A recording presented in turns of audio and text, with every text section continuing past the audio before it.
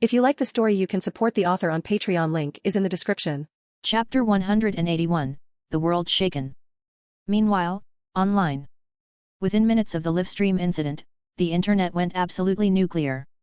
Posts, screenshots, and screen recordings spread across every platform like wildfire. Emerald Game livestream gives physical rewards. Game Studio teleports rewards across space. Rare candies are real. Pokémon livestream level up. Topics like these shot straight to the top of trending lists on every platform, and the discussion was ramping up at an insane pace. Everyone who saw the news was completely floored. Confusion turned to near-frenzied excitement almost instantly. The entire world was buzzing over this sudden game rewards becoming real event, triggering wave after wave of discussion. The hype was at least 10 times more intense than when Emerald first launched. At the same time, in the Sinnoh region, at the Spear Pillar Villa, Cynthia had just finished carefully examining Garchomp's incredible post-breakthrough condition. Before she could even catch her breath, her phone on the table started going off like crazy. Buzz buzz buzz, buzz buzz buzz. The screen kept lighting up, with lock screen notifications pouring down like a waterfall. There were ecstatic messages from fans.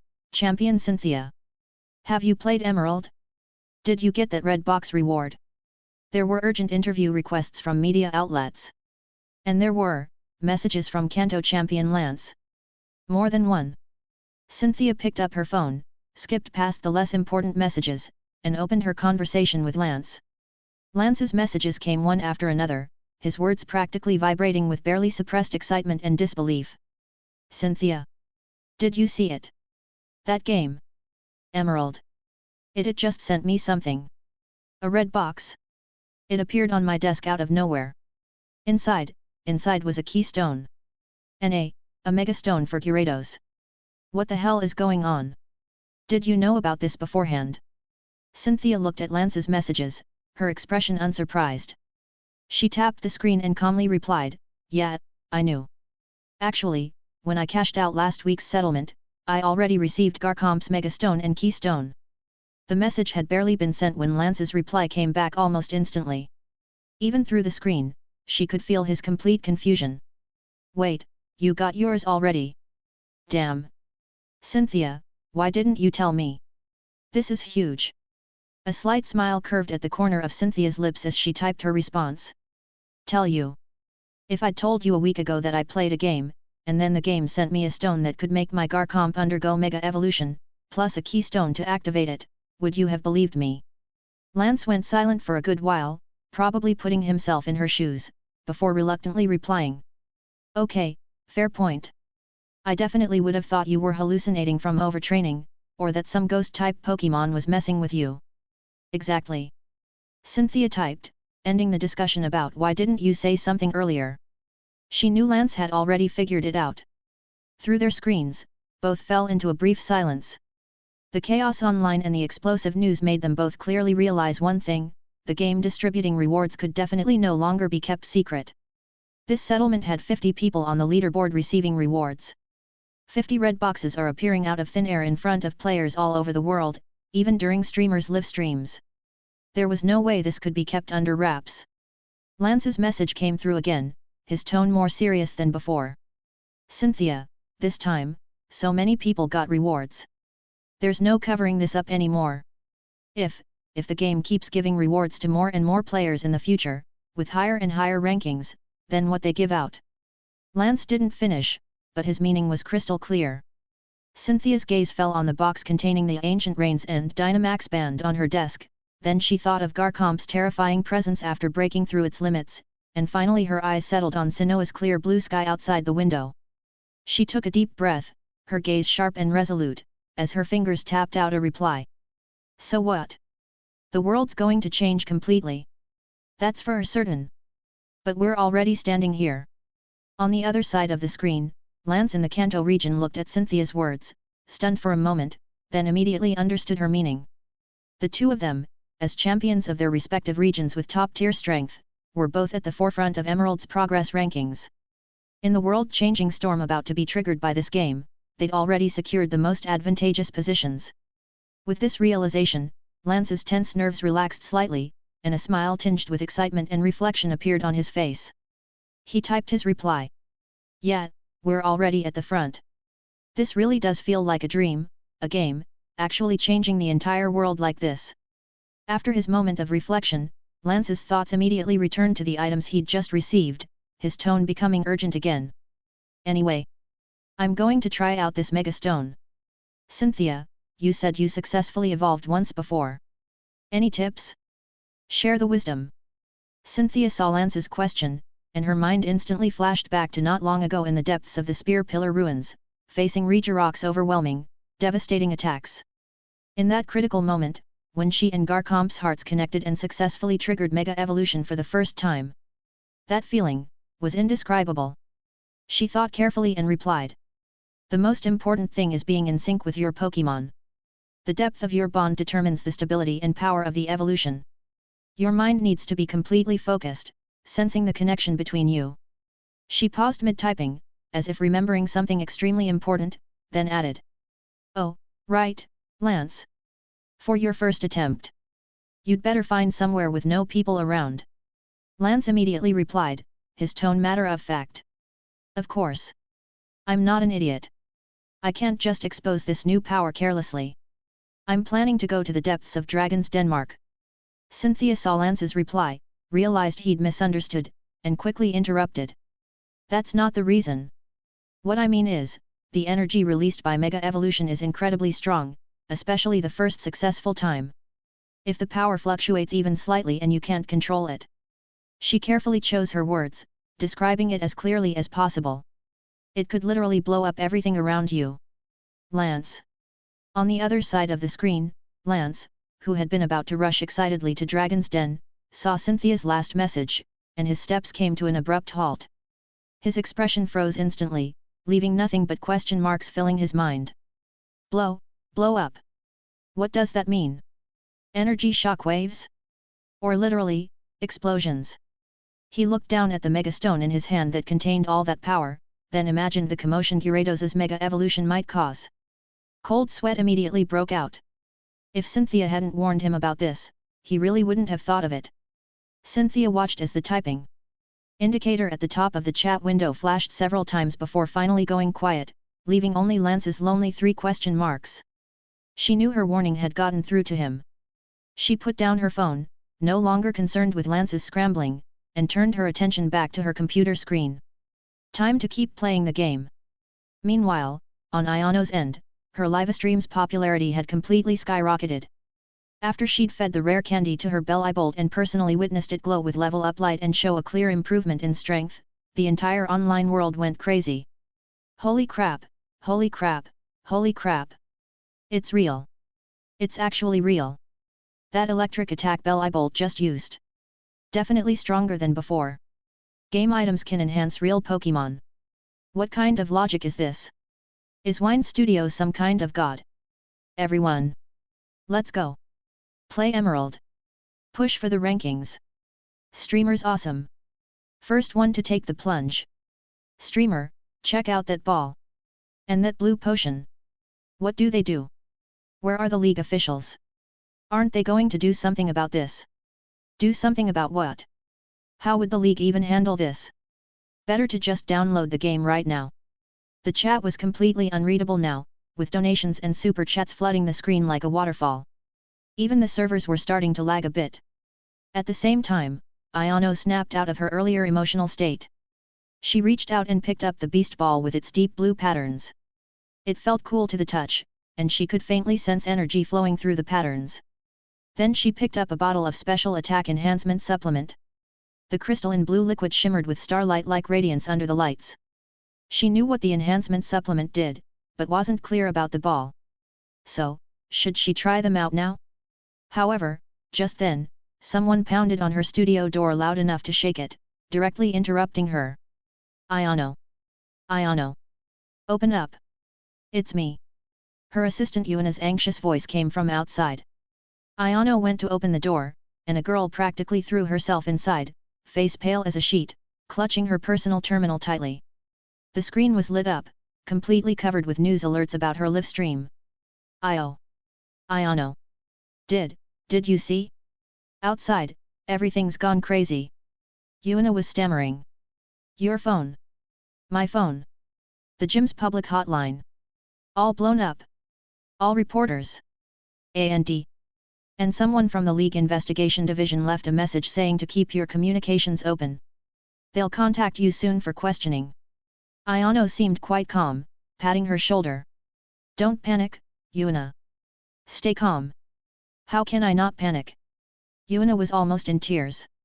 This is too big. Things appearing out of nowhere.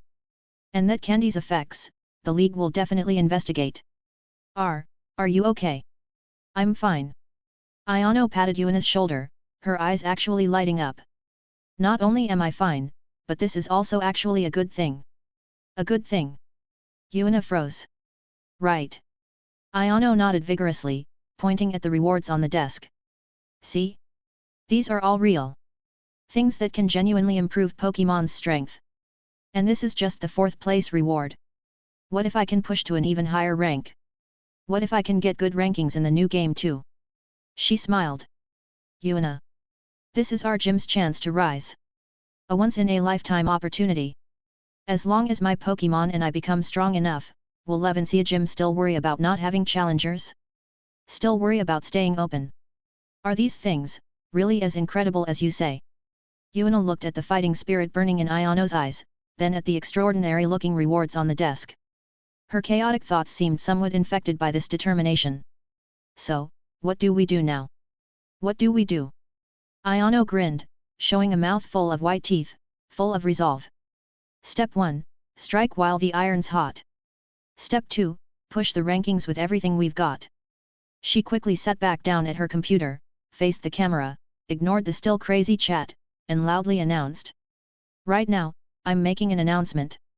Ayano, Levancia Gym Leader, hereby declare that I will push with full force toward the progress rankings of both Pokémon Emerald and Pokémon Dark Phantom. I'll use live streaming to show everyone how to efficiently clear the games. Share my strategies. And of course, I'll be first to test and share the effects of the rewards the game gives out. Want to get stronger? Want to understand this world-changing game? Then lock in on my live stream. After saying this, ignoring whatever reaction the chat had, she turned and shouted at the still dazed Yuna beside her, Yuna, contact the best PR team for me to handle those reporters and league inquiries. We only have one requirement, we'll fully cooperate, but game walkthroughs and reward demonstrations must be led by me. Yuna was stunned by Ayano's decisive energy. This gym leader wasn't usually like this. She nodded instinctively. Okay. I'll get right on it. After making arrangements, Ayano immediately switched back to the Dark Phantom game interface, controlling the character who'd just received Torchic. Without looking back, she rushed out the door, heading toward the neighbor professor's research lab. Her gaze was more focused than ever before. Time is money, and also rewards, and even more, everything. Let's go. Meanwhile, in another world, Roy was still completely oblivious to the massive waves being kicked up on the internet in that other dimension. He was completely immersed in the fascinating world that Dark Phantom was presenting. Controlling the character with his same name as he walked out of his house, strolling along the quiet, peaceful streets of Little Root Town, Roy felt like his eyes weren't enough. Everything was completely different from the scenes he'd seen in the steel jungle of the city. He made his character roll in the grass, watching the subtle animation of grass blades bending and springing back, and couldn't help but sigh again. Just looking at this, feels so good. Next, following the guidance, he arrived at Professor Birch's research lab. One of the professor's assistants warmly received him and, as per usual, presented him with a brand new Pokédex and 5 Pokeballs. Here, this is a Pokédex. It can record information about Pokémon you encounter. And here are Pokeballs, used to catch Pokémon. The girl on screen had a sweet smile. Roy looked at the new items in his inventory, excitedly rubbing his hands together. So, this is the tool for catching Pokémon? Too cool. He immediately selected a Pokeball, curiously checking its description. Pokeball, the most common ball, used to catch wild Pokémon. Success rate depends on the Pokémon's HP, status conditions, and catch rate. Chapter 182, Roy's Gaming Experience, the League's Emergency Meeting. Catch rate? HP status. Roy mulled it over. Sounds like there's quite a bit to this thing. After saying goodbye to May, Roy rushed out of the lab, heading straight for the grass patches outside town. Besides his starter Pokémon, he was going to catch his very first wild Pokémon. He'd barely taken a few steps into the grass when the familiar battle trigger sound effect rang out. Oh! Here we go! Roy perked up instantly. On screen, a creature he'd never seen before appeared. It looked like a small dog, brownish in color and kind of fierce-looking.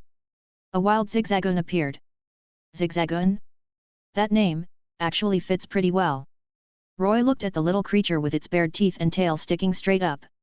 Torchic. Get ready to battle. Torchic.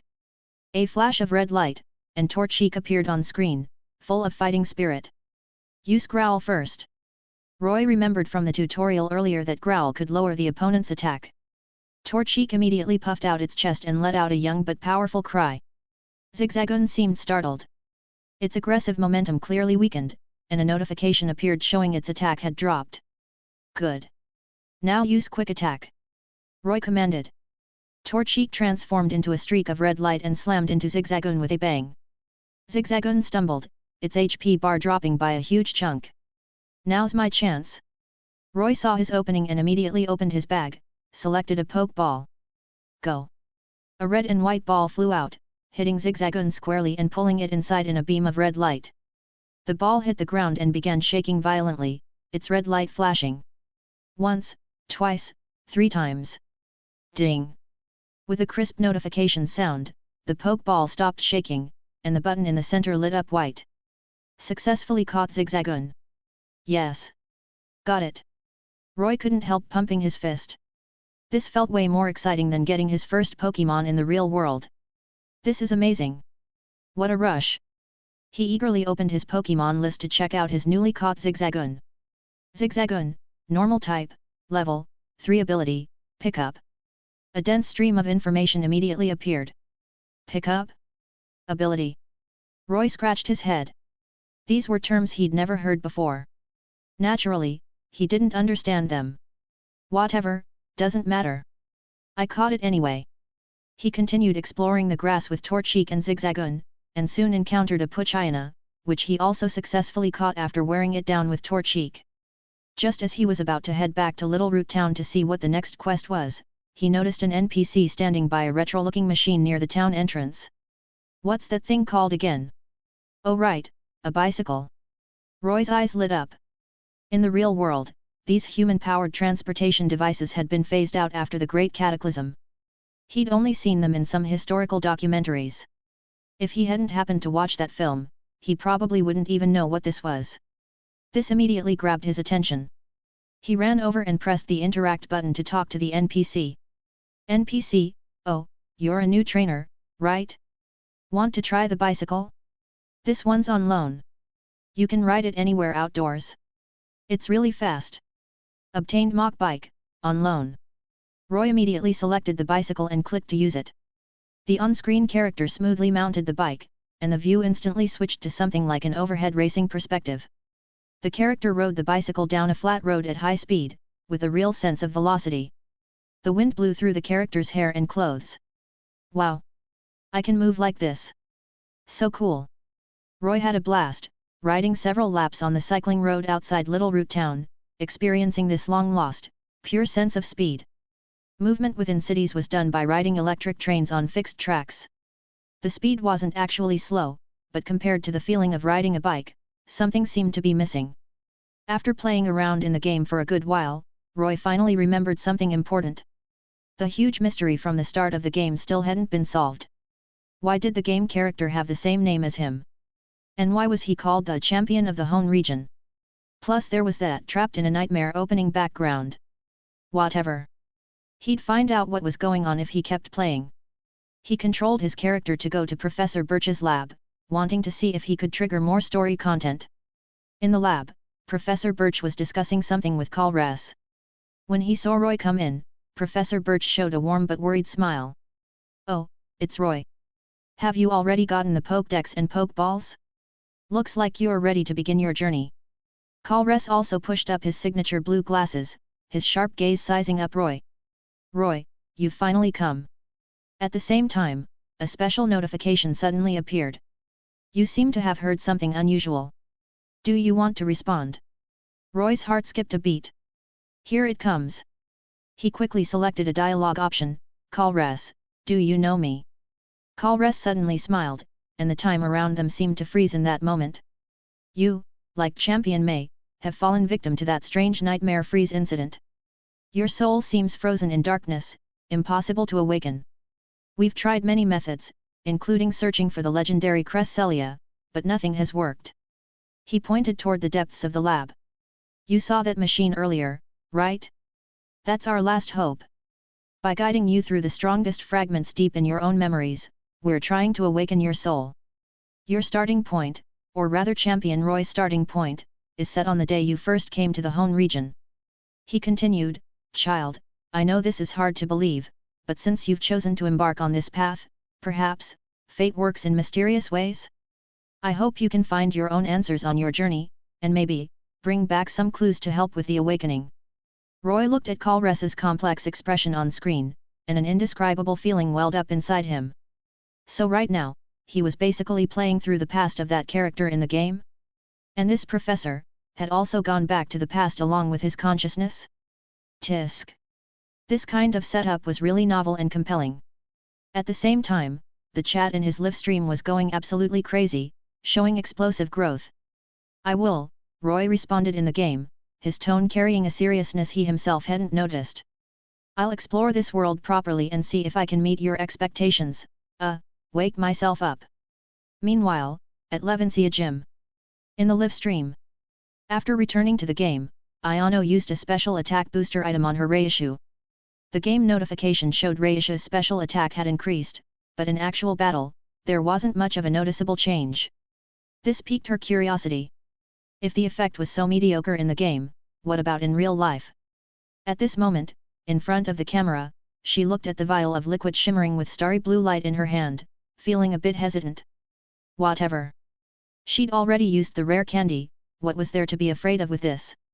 She grabbed the potion and her selfie stick, then walked out of her streaming room with Bellibolt and headed to the gym's battle arena. Bellibolt, come on, try using Thunderbolt. Aim at that target. She first had Bellibolt use a move on the insulated target in the corner of the training field. A bright flash of electricity left a clear scorch mark on the target.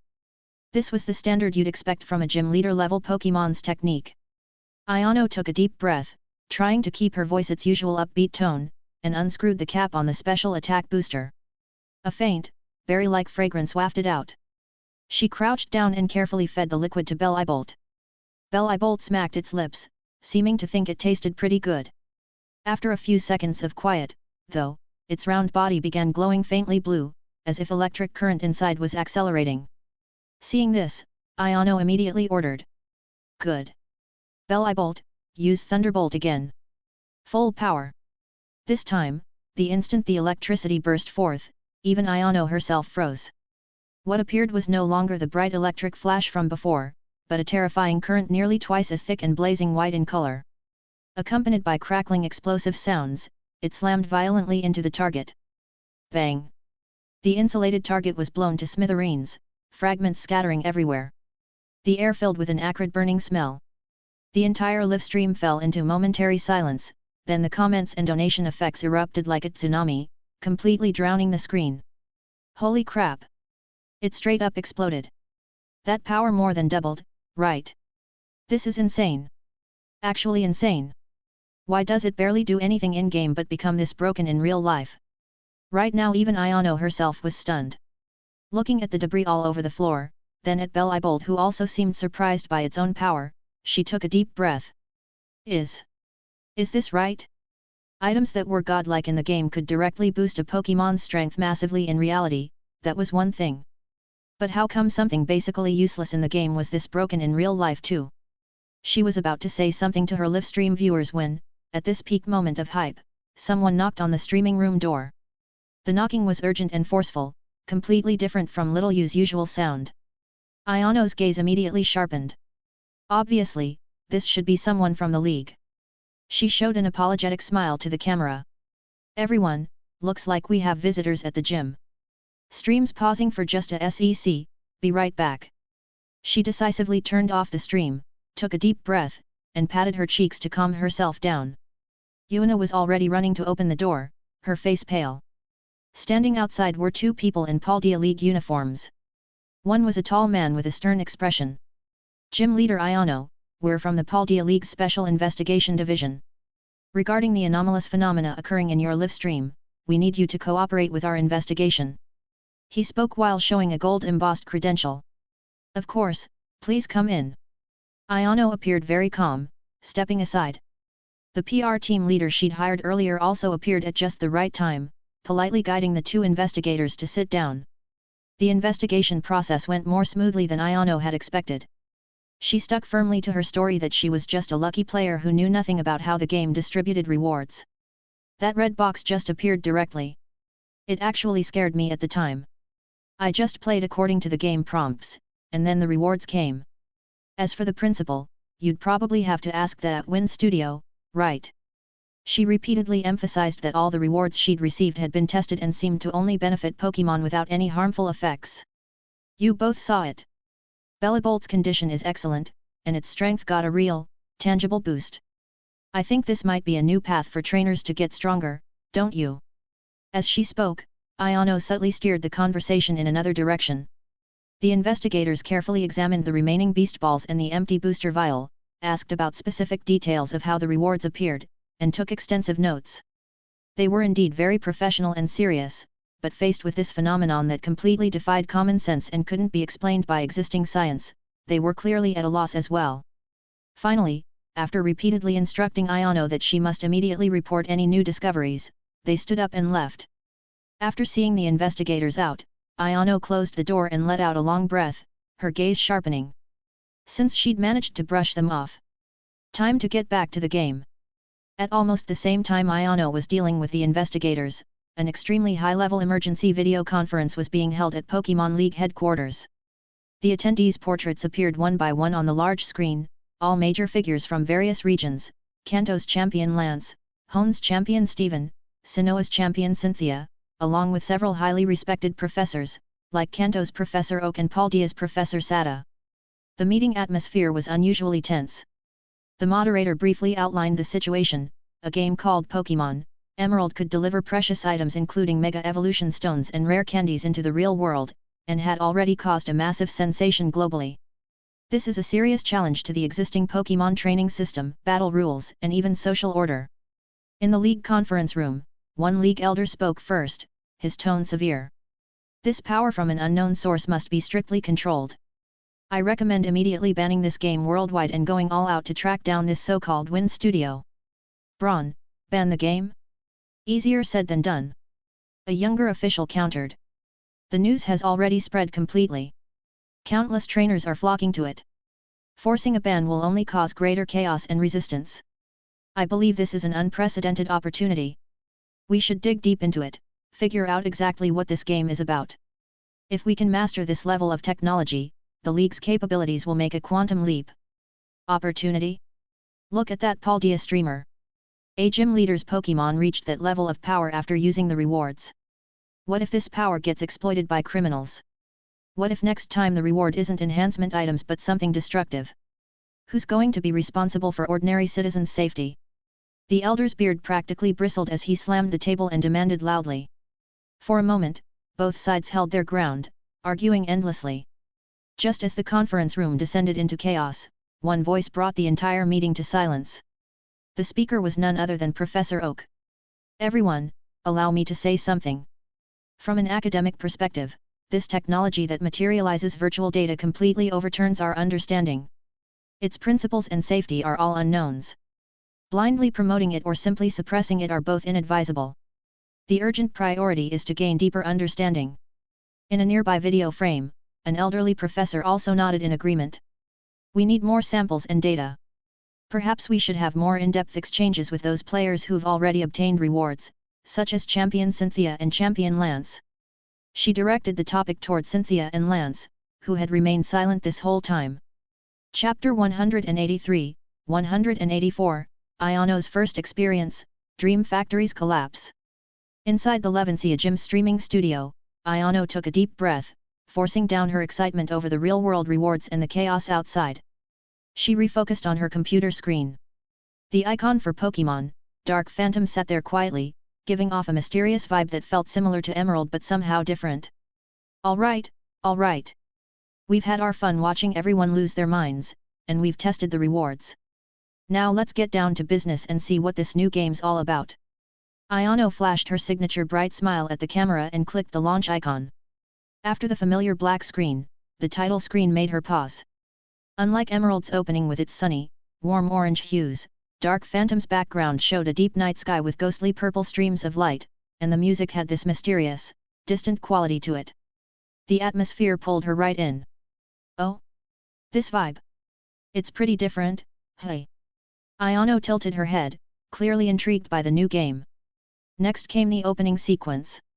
Like Roy before her, she watched the cutscene about sleep, nightmares, and the conversation between two professors. When she heard the name Champion Ayano, the corners of her mouth turned up slightly. Ha ha ha ha, look how happy she is. Wake up, streamer. You're not actually the champion. This opening story is intense. What's with all this light versus dark, world tree stuff? Way more complex than Emerald's straightforward adventure, right? The production quality seems way higher. When the game officially started, and her character woke up in Little Root Town, Ayano moved through it smoothly, talking to Mom and receiving the Pokédex and Pokeballs. The polished graphics and responsive controls, similar to Emerald, helped her pick things up quickly. She kept sharing her thoughts as she played. The graphics are even a bit better than Fantasy Era, and the controls feel really smooth. Alright, let's do this. First stop, the first gym. When choosing her starter Pokémon, she still went with her heart and wanted to pick an electric type, but discovered that this game apparently forced her to choose one of the 3 starters, honestly. No choice. After thinking it over briefly, she went straight for Torchic. Let's go. Ayano pumped her fist confidently. Logically, having been through Emerald's brutal early game, she was bracing herself for a tough fight. However, on the road to Petalburg City and later in the gym battles against the students and even gym leader Roxanne, she noticed something clearly different. Hey? This Zigzagoon isn't that hard to beat. Ayano watched as Torchic easily handled the wild Pokémon, looking a bit surprised. When she entered Rustboro Gym and fought the students, the difference became even clearer. This NPC's move choices seem pretty basic, and the AI isn't very aggressive either. They're just standing there trading hits. When facing gym leader Roxanne, although Roxanne's Pokémon still had that rock-type durability, Ayano felt way less pressure. Whoa, why does this feel so much easier? She even had time to commentate. Roxanne's using Guedud and Nose Pass, and her strategy is way simpler too. After a battle that wasn't too rough, she actually won her first batch. Ayano was still a little stunned. That was way too easy, wasn't it? After thinking for a moment, she turned to the camera. Chat, did you guys catch that? This game, Dark Phantom, at least early on, seems to have way friendlier battle difficulty than Emerald. Feels more focused on story and exploration, you know. The chat immediately jumped on it. True. I watched the streamer's Emerald run, and she safe-scummed for like half a day on the first gym. Dark Phantom just got cleared first try. Looks like Dark Phantom is more story-focused. They lowered the difficulty so more people can actually experience it. That's awesome. Emerald almost made me rage quit. This one's perfect for casuals like me. Maybe the devs got feedback from Emerald and adjusted the difficulty curve. Go streamer. Push through the story faster. I want to see the dark side storyline later. Speaking of which, Ayano, why aren't you playing Emerald to compete for rankings? Can't you get physical rewards there? Why are you still on this new game? This comment immediately set off a chain reaction, pulling the conversation back to the real-world rewards. Right. With the time you're spending on a new game, wouldn't it be better to catch more rare Pokémon in Emerald and shoot for the top 100? Maybe you could get top-tier rewards next month too. Chat, stop watching and go download Emerald right now. While everyone's playing, maybe you can still squeeze into the top 5%. Pushing Dark Phantom's rankings now is the real play. I'll watch the stream to learn strats while playing myself. Double dipping, I should at least hit top 50, right? Guy above is a genius.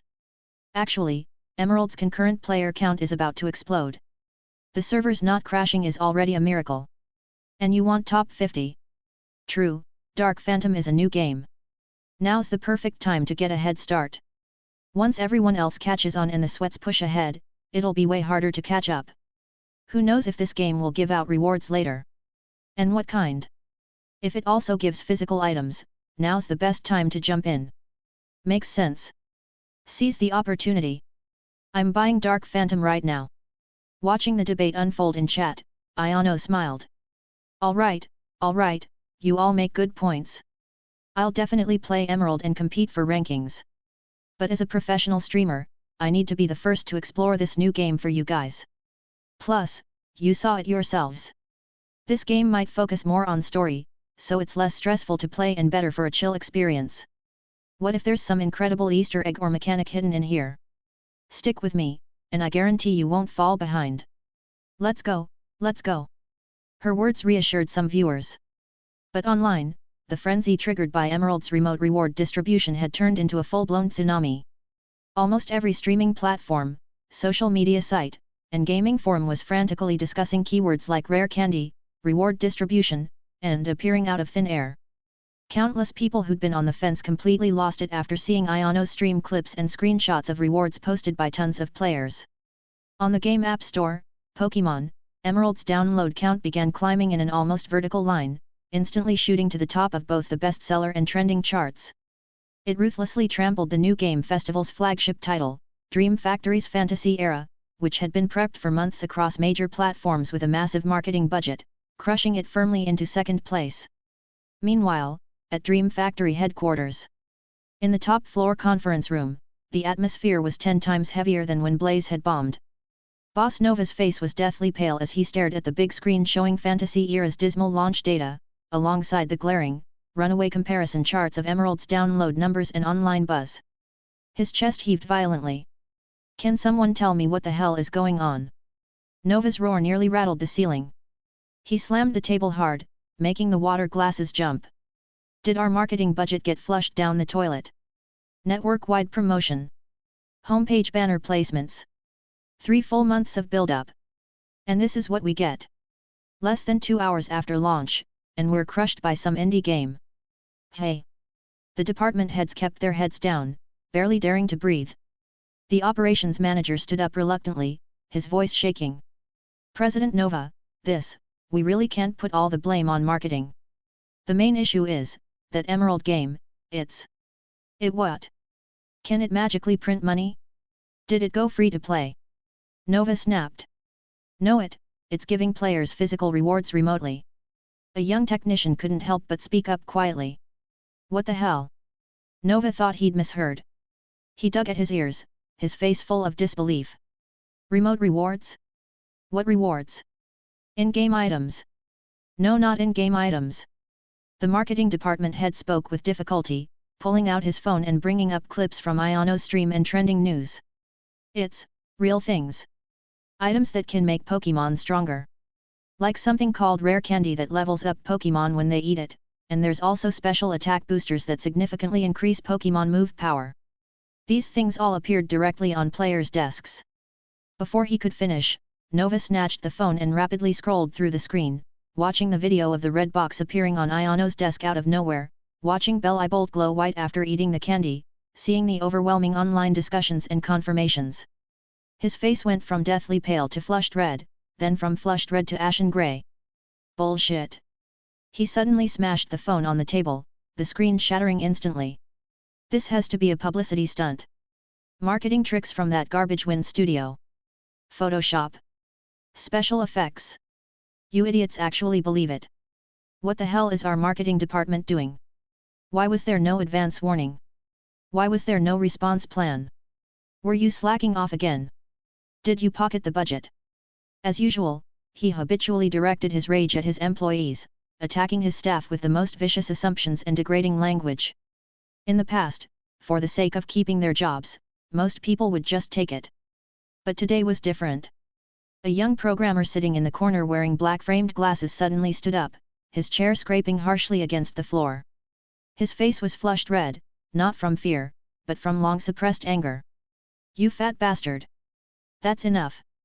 The young programmer's voice was hoarse from emotion, but his volume drowned out Nova's shouting. Even now you're still in denial. All you do is yell at us. Don't you know deep down what trash your games are? Blaze was trash, and Fantasy Era is just trash in a different wrapper. Besides plagiarism, pay-to-win mechanics, and forced grinding, what else can you do? The conference room instantly fell silent. Everyone stared at the young man in shock. Some eyes showed concern, but more eyes gleamed with long-suppressed approval and satisfaction. Nova was stunned by this sudden rebellion. He pointed at the young man, his finger trembling. You, what the hell did you say? Say that again. You're fired. Get out. Get out right now. Fired? I've been wanting to quit for forever. The young man ripped off his ID badge and slammed it on the table. You think anyone actually wants to work for a terrible boss like you? Empty promises every single day, unpaid overtime, docking performance reviews left and right. Nobody even wants to play the games you make. Look at that studio. They make fun games, don't rip people off, and even give players real stuff. That's what game development is supposed to be. What you do is just a cash grab. He got more and more worked up, practically shouting.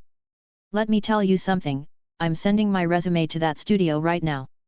Even if they only pay me $3,000 a month, I'd be happier working there. At least I wouldn't have to work for a clueless tyrant like you. Goodbye. And good riddance. With that, he didn't look back, striding toward the conference room door, yanking it open, and slamming it shut with a bang. The entire conference room fell silent except for Nova's heavy breathing.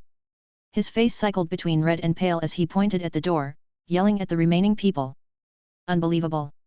Total mutiny. Anyone else want to leave with him? Hey! All of you! His words cut off abruptly. Because he saw that after a brief silence, several core members of the project team exchanged glances, then quietly began packing up their laptops and files. Hey! What do you think you're doing?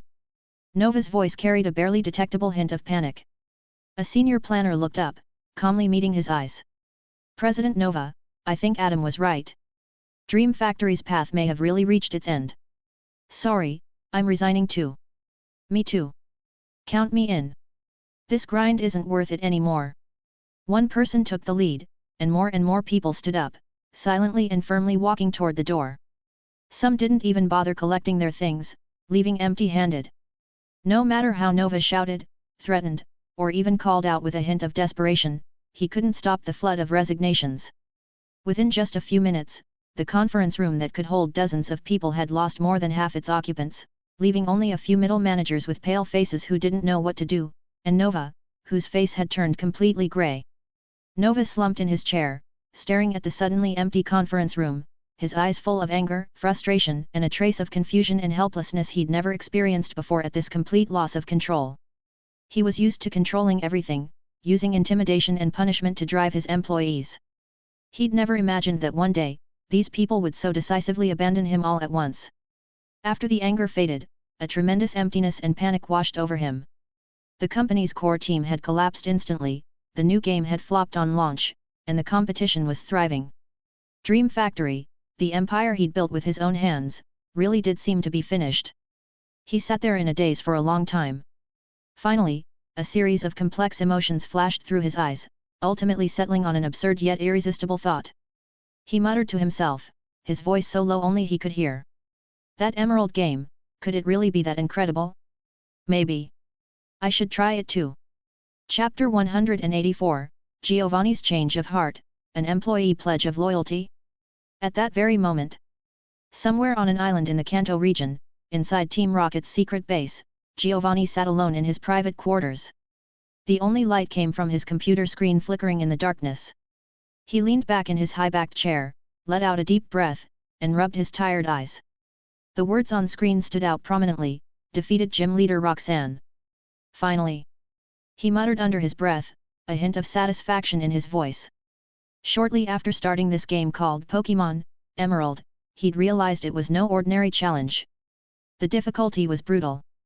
But even so, the first rock-type gym had been way harder than he'd expected. Roxanne's Pokémon were ridiculously strong for what should have been a beginner's gym. He'd lost count of how many attempts it took, how many times he'd adjusted his strategy before finally catching a break and squeaking by with a win. In that moment, a familiar rush of triumph washed over him, one he hadn't felt in years. It was like being young again, challenging gyms across regions as a trainer. But Giovanni was still Giovanni. The emotion lasted all of a few seconds. His eyes unconsciously flicked to the time display in the lower left corner of the screen. His brow furrowed immediately. It's already this late. He was genuinely surprised. Without realizing it, most of the day had vanished in an endless cycle of loading saves, retrying, and challenging. Outside, the artificial lighting system that simulated natural daylight had already switched to night mode. A complicated mix of emotions replaced his earlier satisfaction. As the leader of Team Rocket, commanding a vast underground empire, his daily decisions and responsibilities piled up endlessly. Every minute of his time was carefully calculated and accounted for. Discipline and efficiency were the foundations of his success. Yet here he was, having burned an entire afternoon and evening in front of a screen over a video game. The stack of documents on his desk that needed his signature sat completely untouched. Ridiculous. Giovanni shook his head slightly, took a deep breath, and tried to shake off the urge to explore the next town. His original purpose for playing this game was to investigate the Rainbow Rocket lead and determine whether the game held any secrets that could benefit Team Rocket. His real-world ambitions were what mattered. Getting sucked into a virtual world wasn't something he should be doing. Could anything in this game actually strengthen Team Rocket's power? Obviously not. With that thought, he stood decisively, ready to leave the room and handle the work he'd been ignoring. But just as he rose and his chair slid backward, urgent knocking echoed at the door. "Come in." Giovanni instantly reverted to his usual commanding tone, his voice cold and sharp. At this hour, for a subordinate to knock without being summoned usually meant some kind of emergency. His gaze sharpened as his mind rapidly ran through possibilities. A surprise inspection by the League? Had an operation in some region gone wrong? The door swung open. An elite Team Rocket member in uniform hurried inside, his expression tense yet tinged with something strange, almost unsettling. "Boss." The subordinate dropped to one knee, his voice tight and urgent. "What is it?" Giovanni asked directly, leaning forward slightly, bracing himself for bad news. "And no, boss. All operations are proceeding normally." The subordinate quickly shook his head. Giovanni's frown deepened. "Then what is it? Speak." The subordinate's expression grew even more strained. He hesitated, seemingly unsure how to begin, then simply thrust his portable computer terminal toward Giovanni. A video was paused on screen. "Sir, this. I felt I needed to report this to you immediately. You should see for yourself. It's news and footage related to that Pokémon Emerald game." Giovanni accepted the terminal with a puzzled look, his eyes settling on the screen. The video title was sensational, the background appearing to be a lavishly decorated streaming room. He pressed play. In the video, Iono, the electric-type gym leader from Levencia in the Paldea region, was speaking excitedly into the camera. Then a red box materialized out of thin air on her desk. She opened it, removed what looked like an ordinary piece of candy, and fed it to her Bell Bolt. The next second, Bell Bolt was engulfed in evolutionary light. Then came the special attack booster test, the insulated target exploding into fragments from an electric blast. Meanwhile, scrolling text summarized the news: mysterious game delivers physical rewards through thin air. Rare candy actually exists, instantly levels up Pokémon. League launches investigation, identity of Win Studio remains a mystery. Giovanni froze. Then. What? For the first time, his normally composed face showed an expression of complete shock. His mind raced, trying to process the absurd information before him. Special effects? That was his first thought. But the video's clarity, the authenticity of the environment, especially the fact that the Paldean gym leader and her Bell Bolt were both real, verifiable figures, and the League investigation couldn't be faked. Moreover, he'd just personally experienced this game's extraordinary difficulty. So, all of this was real? The thought struck his mind like a lightning bolt. He jerked his head up, looking at the subordinate who was cautiously watching his reaction, his voice carrying a roughness he himself didn't notice. "This video, is the source reliable? Has its authenticity been verified?" "Yes, boss, absolutely confirmed. Right now the entire internet is blowing up. The Paldea League has already sent people to investigate. Tons of players are posting on social media about items they've received. This method of appearing out of thin air, plus rare rewards like rare candy, has sent everyone into a frenzy. Our intelligence division's analysis says the chances of this being fake are extremely low. His subordinate's words struck like a hammer blow, shattering Giovanni's last shred of doubt. He sank back into his chair, eyes locked on the frozen image of shattered target fragments on screen, inner shock rolling through him like a tidal wave. Rewards from the game can become real. This game that he'd just dismissed as unable to strengthen Team Rocket, actually possessed the power to transform the virtual into reality. Wait. What did this mean? It meant that if he could obtain those rare items in the game, like rare candy that instantly raised Pokémon levels, or various supplements that dramatically boosted move power, and what else might exist in the game that was even more incredible? Like, items that could grant absolute control over Pokémon? Or, clues to legendary Pokémon? An unprecedented wave of excitement instantly drowned out Giovanni's earlier regret about wasting time. This wasn't just a game. This was clearly an untapped goldmine of infinite possibilities. A potential shortcut to instantly amplifying Team Rocket's strength, perhaps even surpassing the League. Work? Documents? Compared to this earth-shattering discovery, those daily tasks were completely meaningless. Oh, right. Rainbow Rocket. Giovanni murmured, his gaze growing sharper and brighter. He now had a completely new, intensely burning understanding of that name. He suddenly realized that if the game could deliver rewards to reality through thin air, then everything in the game, including Rainbow Rocket, was very possibly real too. He waved dismissively, sending his reporting subordinate away. The room was once again occupied only by him and that computer still displaying the game screen. Giovanni didn't hesitate for a second. He gripped the mouse again. This time, his eyes no longer held idle curiosity, but blazed with clear, ambitious purpose and excitement. He expertly maneuvered his character out of the gym, opened his bag, and looked at the meager collection of Pokeballs and potions inside. Before, he'd thought these were just game data. Now, looking at them again, the feeling was completely different. Need to push through the game quickly, obtain more rewards. He thought. Rankings. That global ranking system.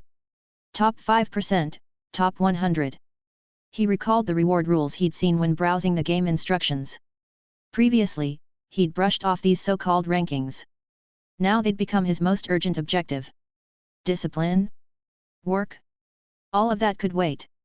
Right now, conquering this game and maximizing the real-world rewards it offered was Team Rocket's most important, highest priority work. Without any delay, he controlled his character, taking his freshly victorious Beedrill that had just gained a level from defeating the gym, and headed straight toward the next town.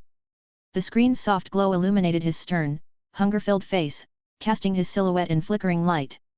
Meanwhile, in a rather inconspicuous cafe private room in Saffron City in the Kanto region, the atmosphere was gloomy.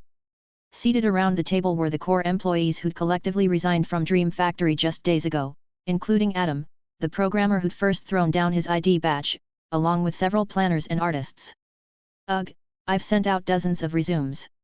Got replies from a few companies, but the offers they're giving aren't even as good as when we were working overtime at Dream Factory, sighed a planner wearing black-framed glasses, stirring his now cold coffee. That's normal. The industry's in a slump right now, everyone's tightening their belts. Plus with us all leaving together like that, some companies think we're troublemakers. Replied a more experienced-looking artist, his tone filled with resignation. Adam gulped down some ice water, refusing to accept it. So we escaped one nightmare just to go back to another? The thought makes me sick. If only we could join the Win studio. Now that's what making games is all about. His words brought a momentary silence to the room.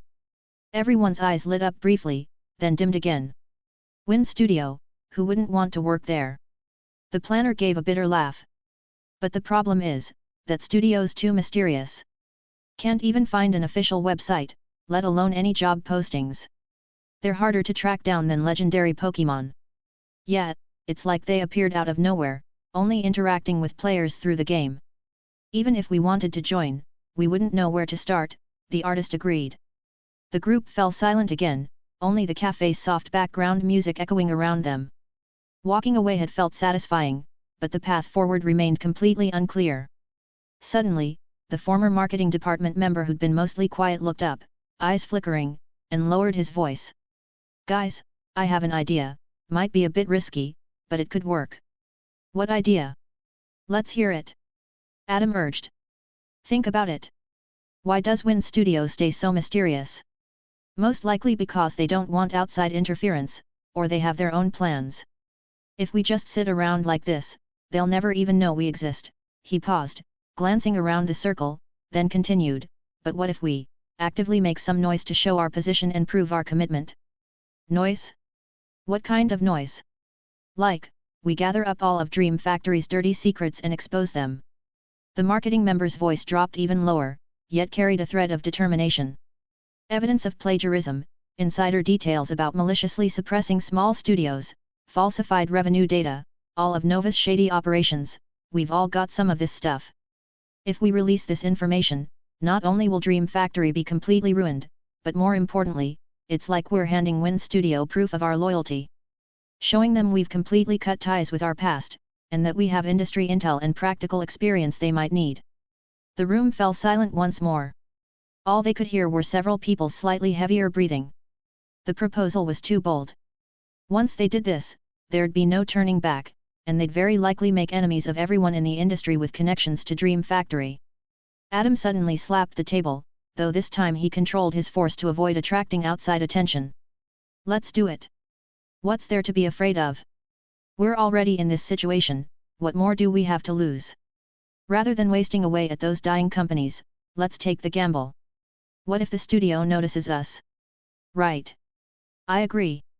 This is way better than aimlessly sending out resumes. Count me in too.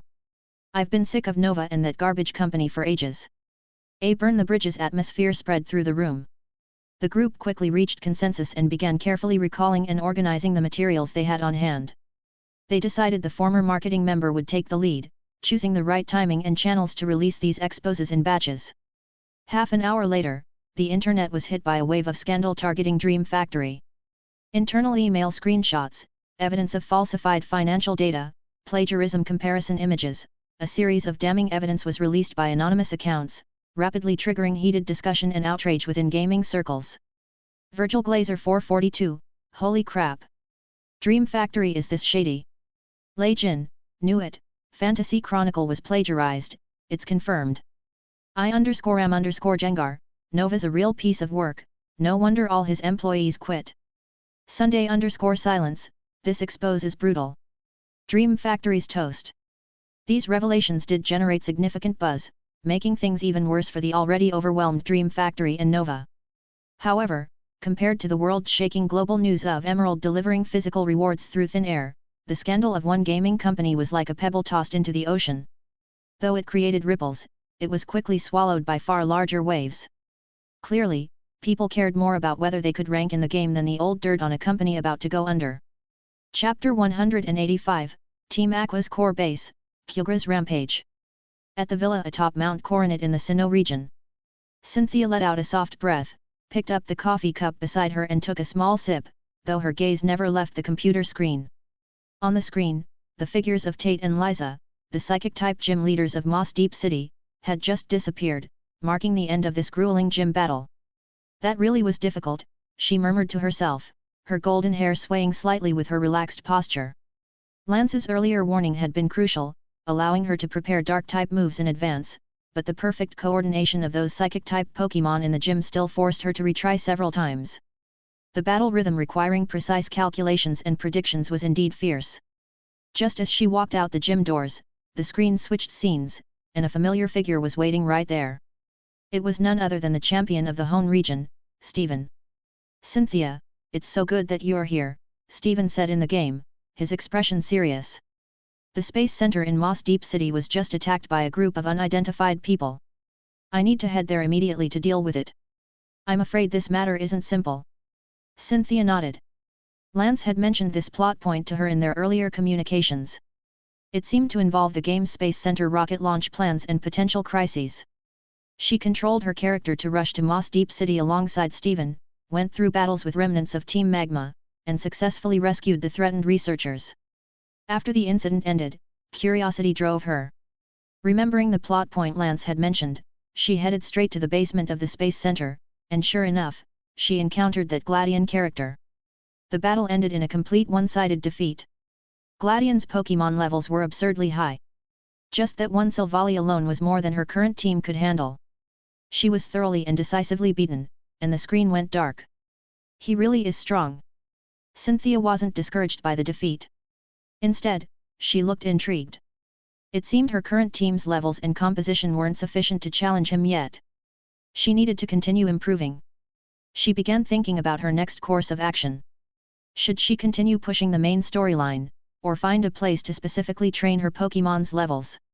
After leaving the Space Center, Steven, to thank her for her help, handed her a new Dive. Dive, how was she supposed to use this? Cynthia looked at the newly appeared item in her bag, thoughtful. Just as she stood by the seaside of Moss Deep City, pondering the use of Dive, her in-game Pokénav suddenly started beeping. Who could it be? Cynthia moved her mouse and opened the communication. From the other end came a somewhat anxious middle-aged man's voice. Hello? Is this strawberry ice cream? I'm the director of the Weather Institute. Ever since the Team Aqua incident, we've been using our equipment to closely monitor abnormal weather conditions in the Hone region. Recently, our monitoring equipment has detected massive energy anomalies near an underwater cavern southeast of Moss Deep City. The ocean currents and climate data there have become extremely strange. We're worried something might be about to happen. If you can, could you use your abilities to go check on the situation? Our institute's boat can take you to the surface above the cavern entrance, but you'll need to use Dive to explore it. An underwater cavern? Energy anomalies? Dive? Cynthia's eyes sharpened as she immediately caught on. She'd just been wondering how to use the Dive skill. Now it seemed the corresponding key main story quest had arrived. Soon, she was controlling her game character Strawberry Ice Cream as they headed to the coast of Moss Deep City. Clear blue sea water lapped against the beach, merging with the azure sky in the distance, looking peaceful and serene. A researcher wearing a somewhat wrinkled white lab coat with disheveled hair was already waiting by a small research vessel at the dock, constantly wiping the sweat from his forehead. You're Strawberry Ice Cream, right? Thank goodness you finally came. The researcher practically rushed over when he saw Cynthia's character, speaking so fast he nearly bit his tongue, his face written all over with panic. The situation is very, very wrong. The data coming back from our buoy monitoring station above that underwater cavern is going absolutely crazy. He gestured wildly with his hands, trying to make Cynthia understand the severity of the situation. The ocean currents. The normally stable currents are now being stirred around like some invisible giant hand is mixing them chaotically, forming several dangerous whirlpools. Our unmanned probe almost got sucked in. What's even more bizarre is the temperature. The water temperature in that area dropped nearly 10 degrees in just 1 hour. This isn't a normal oceanic phenomenon at all. It's like some massive freezing source awakened at the bottom of the sea. We're worried that if we don't find out what's causing it, it could trigger climate changes on a larger scale, maybe even a tsunami. The researchers' panicked emotions transmitted through the screen, and Cynthia's expression became equally grave. She knew the situation sounded far more troublesome than anticipated. She opened her bag, selected the hum she'd just obtained, Dive, and had her Polyper learn this brand new skill. I'm counting on you, Polyper. Use Dive.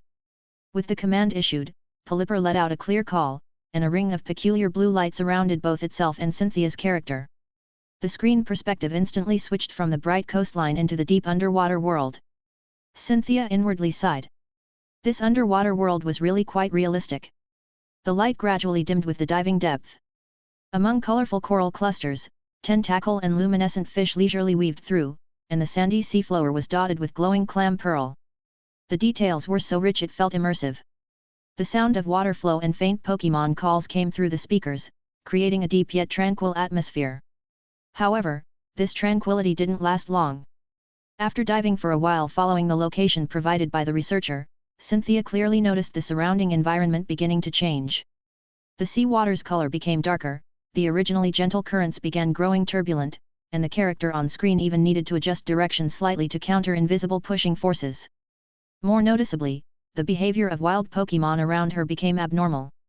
The previously leisurely clam pearl tightly closed their shells, Lantern scattered about in panic, and even the usually aggressive Sharpedo seemed agitated and restless, avoiding Cynthia's path from a distance. Cynthia realized she must be approaching the target area. These anomalies were the best proof. She controlled her character to explore forward more cautiously. Sure enough, after rounding a massive patch of seaweed, a deep underwater cavern entrance appeared before her. And right near that entrance, an oddly designed submarine with hard, angular lines was conspicuously docked. Cynthia immediately recognized it. This was precisely the submarine Team Aqua had built using stolen blueprints. It seemed the abnormal energy fluctuations here were indeed related to them, and this was likely their underwater base. The cavern entrance was just large enough for the submarine to pass through. Cynthia controlled her character to carefully enter. The interior of the cavern was even more massive than imagined, clearly having been artificially excavated and reinforced, forming intricate underwater passages and dry cave chambers. Team Aqua members in blue uniforms could be seen everywhere. Who goes there? How dare you break into Team Aqua's base? A patrolling member spotted Cynthia and immediately rushed forward. Battle erupted instantly. However, while these grunts were somewhat stronger than wild trainers, they no longer posed much threat to her. The real challenge in this base lay in the internal mechanisms. After passing through the initial few caverns, what appeared before her was a vast underground body of water. The currents here were abnormally turbulent, forming invisible walls and whirlpools that created a complex water current maze. Cynthia tried using surf to move across the water surface, but as soon as she got on, a powerful current swept her off course, and in the blink of an eye she was sent back to the starting point. It seemed she couldn't just go randomly. She carefully observed the ripples and flow patterns on the water surface. Some areas had gentle currents, while others were violent. She attempted to advance along paths with relatively calm currents, carefully avoiding places with obvious whirlpools and rapids. After several failed attempts, she finally figured out the pattern and successfully rode the waves through this maze, reaching the passage on the opposite shore. 5 minutes later. After breaking through mechanisms all along the way, Cynthia finally reached the deepest part of the cavern. This was an incredibly spacious massive cave with a bottomless pool of water at its center. And right by the pool's edge, she saw that familiar figure. Team Aqua's leader, Archie. At this moment, Archie stood at the pool's edge, holding high a sphere emanating deep blue light, chanting under his breath. Cynthia recognized it. That sphere was precisely what Team Magma and Team Aqua had fought over at Mount Chimney earlier. The blue orb. Awaken. Avatar of the sea, Kyugra. Follow the ancient covenant, offer your power to me, and bring endless oceans to this world. Archie's voice echoed through the cavern, filled with fervor and devotion. Kyugra? Cynthia keenly caught that name. Right at that moment, following Archie's invocation, the blue orb's light blazed brilliantly, resonating intensely with the pool below. The entire cavern began shaking violently, and the water surface at the pool's center started boiling and churning. An indescribable, ancient, and vast pressure instantly filled the entire space. Even Cynthia outside the screen seemed able to feel that heart-stopping power. Boom! A low roar, as if from primordial chaos, came from the depths below, making ears ring. Immediately after, a massive blue figure burst forth from the water. It had a streamlined enormous body covered in blue armor plating, emanating suffocating energy fluctuations. Feeling that terrifying aura, Cynthia's gaze instantly sharpened. This was the so-called Kyugra? This kind of presence? Another legendary Pokémon? At the same time, things didn't develop as Archie had expected. Forcibly awakened, Kyugra's eyes were crimson red, filled with violence and chaos. It seemingly didn't acknowledge Archie. Instead, interfered with by the blue orb, it had fallen into a berserker state. It threw back its head and roared, its massive energy pouring out uncontrollably, causing the entire cavern to shake precariously as debris continuously fell from overhead. What's happening? Why won't it obey my commands? Archie shouted in panic. In the next moment, the game screen seemed to switch to a carefully crafted cutscene CG. The entire screen first shook violently, accompanied by a deep humming that seemed capable of shaking one's very soul. The pool water didn't boil, but rather parted as if cleaved by enormous force, arching upward into a massive water mound. Then, an incomparably huge blue figure burst from the water, the resulting torrents cascading down like waterfalls, water droplets refracting into thousands of lights under the cavern ceiling's faint illumination. The camera gave Kyugra an intensely oppressive close-up. Its massive body covered in blue armor plates was like a mountain, deep red markings flowing and glowing across its surface like molten lava, radiating heart-stopping energy waves. Its eyes were a violent crimson red, clearly not controlled by Archie but instead filled with fury at being forcibly awakened. It raised its head and released an ear-splitting roar. The sound waves visibly expanded outward, shaking the entire cavern's rock walls until they cracked, debris thundering down. The camera pulled back, directly showing Kyugra's full form and the destructive energy it brought. Blue energy arcs of runaway power coiled around its body. Its mere existence seemed to warp the surrounding space itself. It completely ignored the tiny Archie below, its crimson eyes sweeping across the cavern, seemingly searching for the source that disturbed its slumber. Its gaze didn't even pause for a moment on Cynthia's character. Then, its massive fin-like pectoral appendages suddenly flapped, and its enormous body transformed into a blue lightning bolt tearing through the water, charging with unstoppable momentum straight toward the rock layers above. Boom! With a tremendous crash, the solid rock crumbled like tofu before Kyugra's power, revealing a massive breach above with light streaming down and endless seawater beyond. Massive volumes of water instantly flooded in, while Kyugra's figure had already passed through the opening and disappeared into the deep sea, leaving only a huge gap continuously pouring in seawater and a cavern in shambles. No! Kyugra!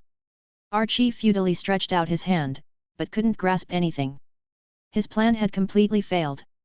In his rage, he blamed everything on the girl who had suddenly appeared nearby. It's you! You must have interfered with the ritual. Ruining Team Aqua's great undertaking. Unforgivable! Archie whirled around, his eyes blazing as he glared at Cynthia's game character. I'll make you witness the consequences of obstructing the Great Ocean Expansion Plan. Come! Face your doom!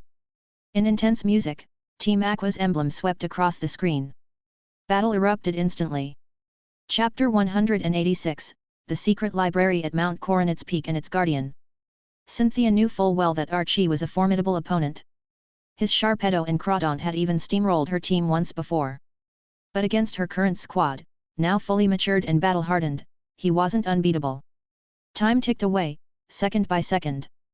After multiple attempts, Cynthia relied on superior strategy and strength to steadily suppress Archie, ultimately defeating him. Damn it, you little brat, to think you've gotten this strong. Archie knelt on one knee, gasping for breath, his face twisted with frustration. But this isn't over. For the glory of the boundless ocean, I will find a way to control Kyugra. After his dramatic declaration, he staggered to his feet, leapt onto a small submarine parked nearby, and fled the base in disarray. Cynthia didn't move her character to pursue. Or rather, she didn't have the chance. Her mind was completely consumed by what she had just witnessed. She stood her character still, replaying in her head the moment that Pokémon called Kyugra burst from the water. That cataclysmic power, that colossal body like a mountain, that presence that seemed to command the very seas themselves. She realized this was undoubtedly a legendary Pokémon she had never seen before, nor read about in any records. Team Aqua's insane plan centered on this being called Kyugra. Its uncontrolled escape likely meant even greater trouble was about to descend on the home region in the game. While she was still reeling in shock and contemplation, the navigator system in the game rang out urgently once more. Beep beep beep. Cynthia opened the communication. It was the director of the Weather Institute again, but his voice was even more panicked than before. Strawberry ice cream. This is bad. We just detected that Kyugra's energy signature vanished from the seafloor cavern, but Mount Chimney. There's an even stronger energy wave coming from Mount Chimney, completely opposite in nature. The temperature across the entire Mount Chimney region is rising rapidly, volcanic activity has become abnormally active. It's almost like, please go to the base of Mount Chimney immediately and check the situation. Hurry! Mount Chimney? Energy waves? Cynthia's heart lurched.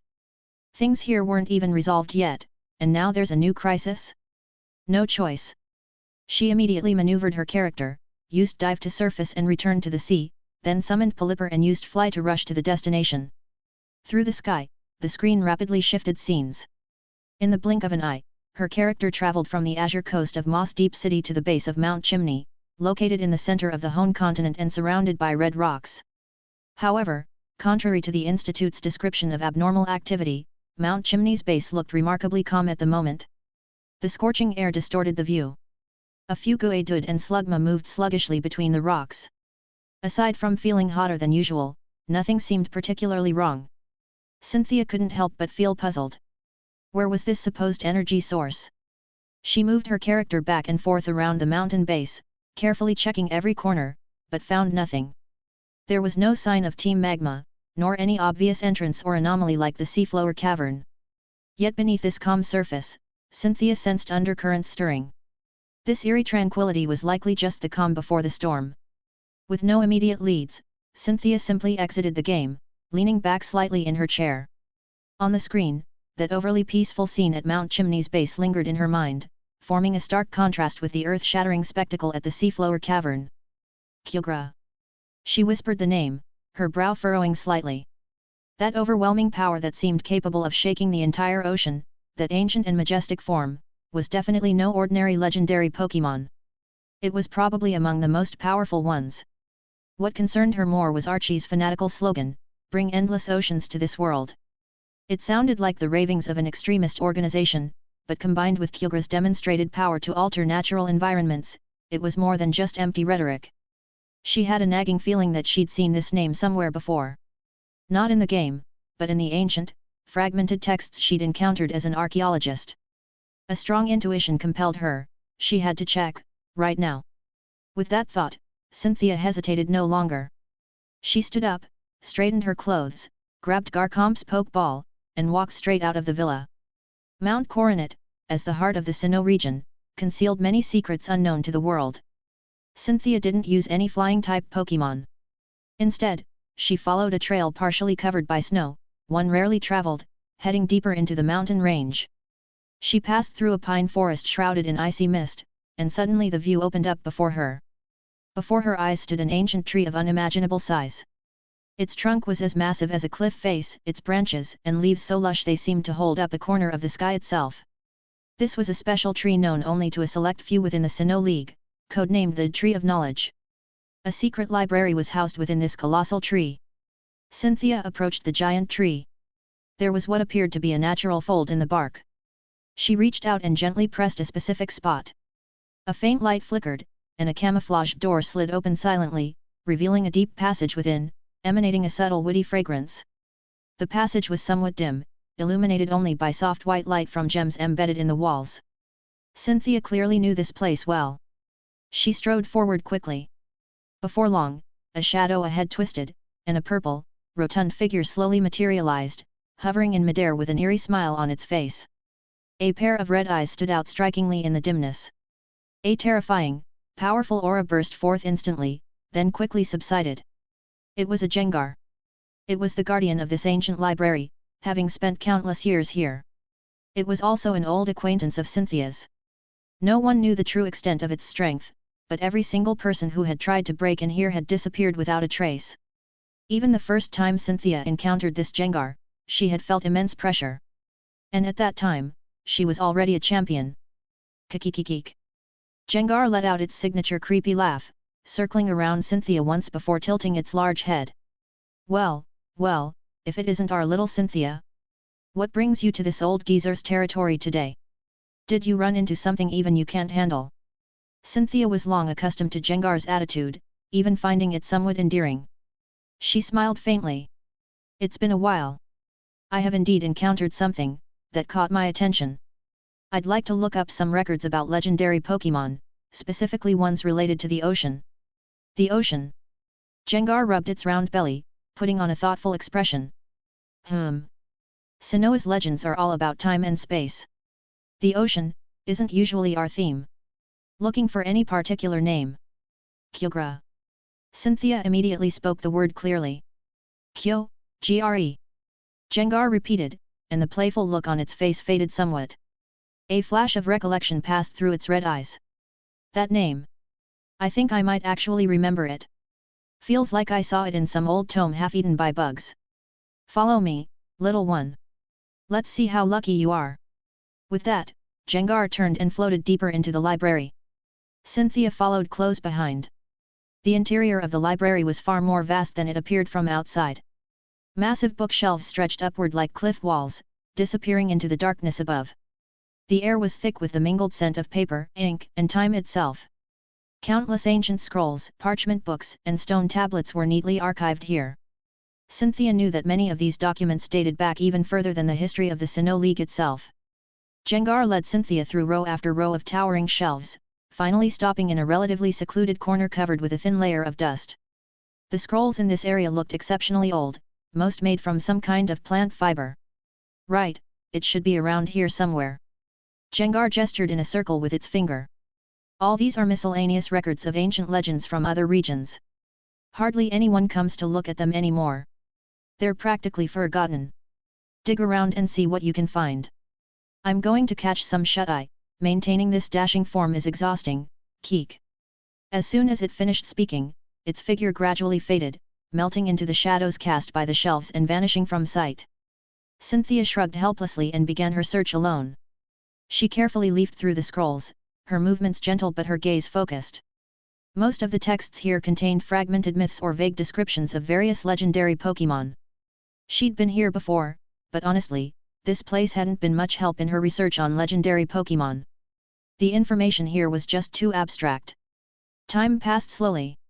Just as she was beginning to doubt her intuition, at the bottom of an inconspicuous box made of some dark wood, she suddenly discovered a rolled-up piece of parchment. The edges of the parchment were somewhat damaged, its color yellowed with age, but the patterns and text on it were miraculously well preserved. Cynthia carefully unrolled it, and the next moment, what she saw made her freeze.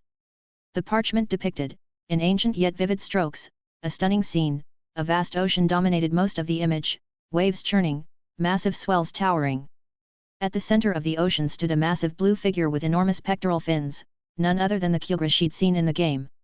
Unlike in the game, the Kyogre in this painting appeared even more majestic, more divine. Tremendous energy swirled around it, as if it were the very embodiment of the ocean itself. Below the image were several lines of blurred ancient script. Drawing on her deep scholarly knowledge, Cynthia could barely make out the general meaning. Incarnation of the ocean, Kyogre. Its wrath brings turbulent seas, its breath brings torrential rains. Clashes with the creator of the land, waves swallow mountains, expanding the endless domain of the sea. Expanding the endless domain of the sea. Cynthia murmured the last line, and it felt like lightning struck through her mind. Archie's fanatical words, bring endless oceans to this world. Team Aqua's goal in the game. And in the seafloor cavern, Kyogre's terrifying power to alter the weather. Every clue connected in that moment. Cynthia's hand tightened slightly around the scroll. Her earlier suspicions were confirmed, but her mood grew even heavier. Team Aqua's plan wasn't just some ordinary scheme. They were trying to recreate the scenes from ancient legends, using Kyogre's power to literally have the ocean cover the entire Earth. This was no longer a regional crisis. If they succeeded, the geographical layout and ecological balance of the entire world would be completely overturned. It would be a catastrophic disaster sweeping across all regions. She finally fully understood just how dramatic the main storyline of Pokémon Emerald really was. This wasn't just a trainer's adventure. It was a challenge where the protagonist had to stop the world from being destroyed. Cynthia took a deep breath, carefully rolled the parchment back up, and returned it to the wooden box. She decided she had to return to the game immediately. The anomaly at Mount Chimney was likely related to Kyogre's awakening, or Team Magma was plotting something as well. Either way, she had to check it out. Just as Cynthia placed the parchment back in the box and prepared to turn and leave, the shadows behind her writhed, and Jengar's rotund figure silently materialized once more. Keek keek. Jengar laughed, its red eyes glancing at the box Cynthia had just closed. Our little Cynthia, why are you leaving so soon after finding what you need? In such a hurry? Is that the Kyogre you were looking for? Cynthia paused mid-step, nodded, her tone carrying a hint of urgency she couldn't quite conceal. Yes, I found it. But the situation might be dangerous. I need to get back right away. Get back. Jengar tilted its large head, looking puzzled. It floated in front of Cynthia. Back where? What big trouble happened in the outside world?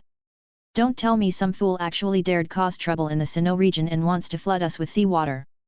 Caught off guard by Jengar's question, Cynthia froze for a moment, then realized what had happened. A helpless, wry smile crossed her face. She suddenly became aware that she'd been completely immersed in the urgency brought on by the game's plot, unconsciously treating the crisis unfolding in Hoenn as an immediate real-world threat. The impact of witnessing Kyogre's might firsthand and decoding ancient prophecies had left her momentarily confused about the line between virtual and reality. No, it's not the real world. Cynthia took a light breath, trying to explain. It's in a very special place, but not reality. Jengar looked at Cynthia struggling to find the right words, its curiosity piqued even more. It circled around her, pressing further. A special place? What's really going on? Come on, tell me. Maybe this old geezer can help. Though honestly, I'd rather be sleeping. Facing this familiar and powerful senior, Cynthia knew there was no point in hiding anything. Besides, Jengar was incredibly knowledgeable, maybe it really could offer some insight. She organized her thoughts and explained as concisely as possible, the specific mechanism is hard for me to explain clearly, but you could understand it as me personally witnessing a group calling themselves Team Aqua trying to find and control that legendary Pokémon named Kyogre. Their goal, just like recorded in this ancient text, is to use Kyogre's power to expand the ocean and attempt to have the entire world swallowed by the sea. Ha ha ha ha. Upon hearing this, Jengar didn't look worried at all. Instead, it burst into laughter, flipping a somersault in midair. Let the ocean swallow the world? People these days have such interesting ideas, hey? But those legendary Pokémon, like dusty old relics, have been gone for who knows how many years. They'd have to find it first. Cynthia shook her head, her expression serious. No, Senior, I believe the legendary Pokémon may not have disappeared. Just recently, in the underground ruins, I personally saw Regirock, the rock peak Pokémon. If Regirock can appear, then this Kyogre. At the mention of Regirock, the playful expression on Jengar's face instantly faded considerably, and its aura began to stir. It rubbed its smooth chin, a glimmer of seriousness flashing in its red eyes. Chapter 187, The Cataclysm of Sea and Land. Keys? Orbs? Ocean and land? Cynthia's eyes widened as she suddenly recalled that back at MT Chimney, Team Aqua and Team Magma had clashed over two different colored orbs. So that blue orb was originally meant to control Kyogre? But why hadn't Archie succeeded? Her intuition told her this had nothing to do with her arrival in this world. And the land that opposes the ocean, the other orb corresponding to the blue orb, doesn't that mean there's another legendary Pokémon? That must be what's causing the anomaly at MT Chimney. Cynthia immediately put the pieces together and nodded to Jengar. I understand. Thank you. I have to go. With that, she rushed out of the library. Jengar watched her retreating figure, looking thoughtful. How rare, she's seldom like this. So, what kind of world is she talking about? After leaving the library, Cynthia hurried back to her cottage and restarted the game. The screen still showed the scorching yet eerily quiet base of MT Chimney. With her discovery from the library, her perspective on this land had completely changed. The heat currents churning beneath that calm surface now seemed like the tremendous force deep within the earth quietly emerging to contend with the ocean. She examined every inch of rock more carefully. Finally, she stopped before a massive boulder near the mountain face.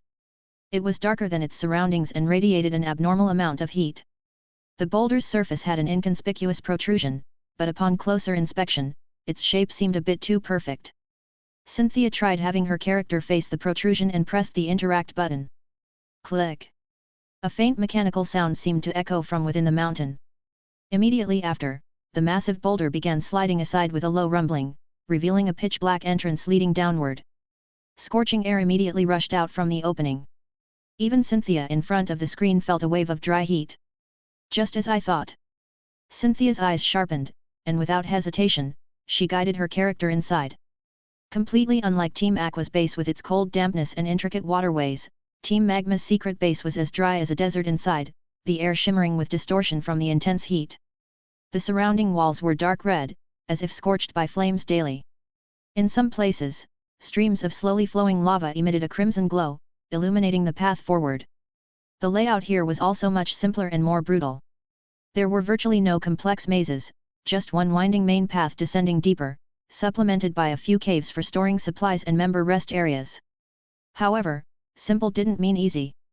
The Team Magma guards along the way were clearly far more elite than Team Aqua's grunts.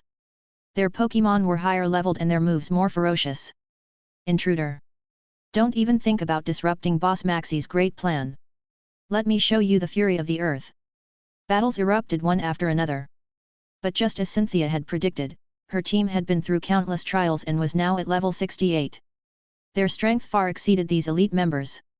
She basically steamrolled through with level and type advantages. The Team Magma members' arrogant boasts quickly turned into defeated groans. Without too much difficulty, Cynthia followed the blazing passage to the deepest part of the base.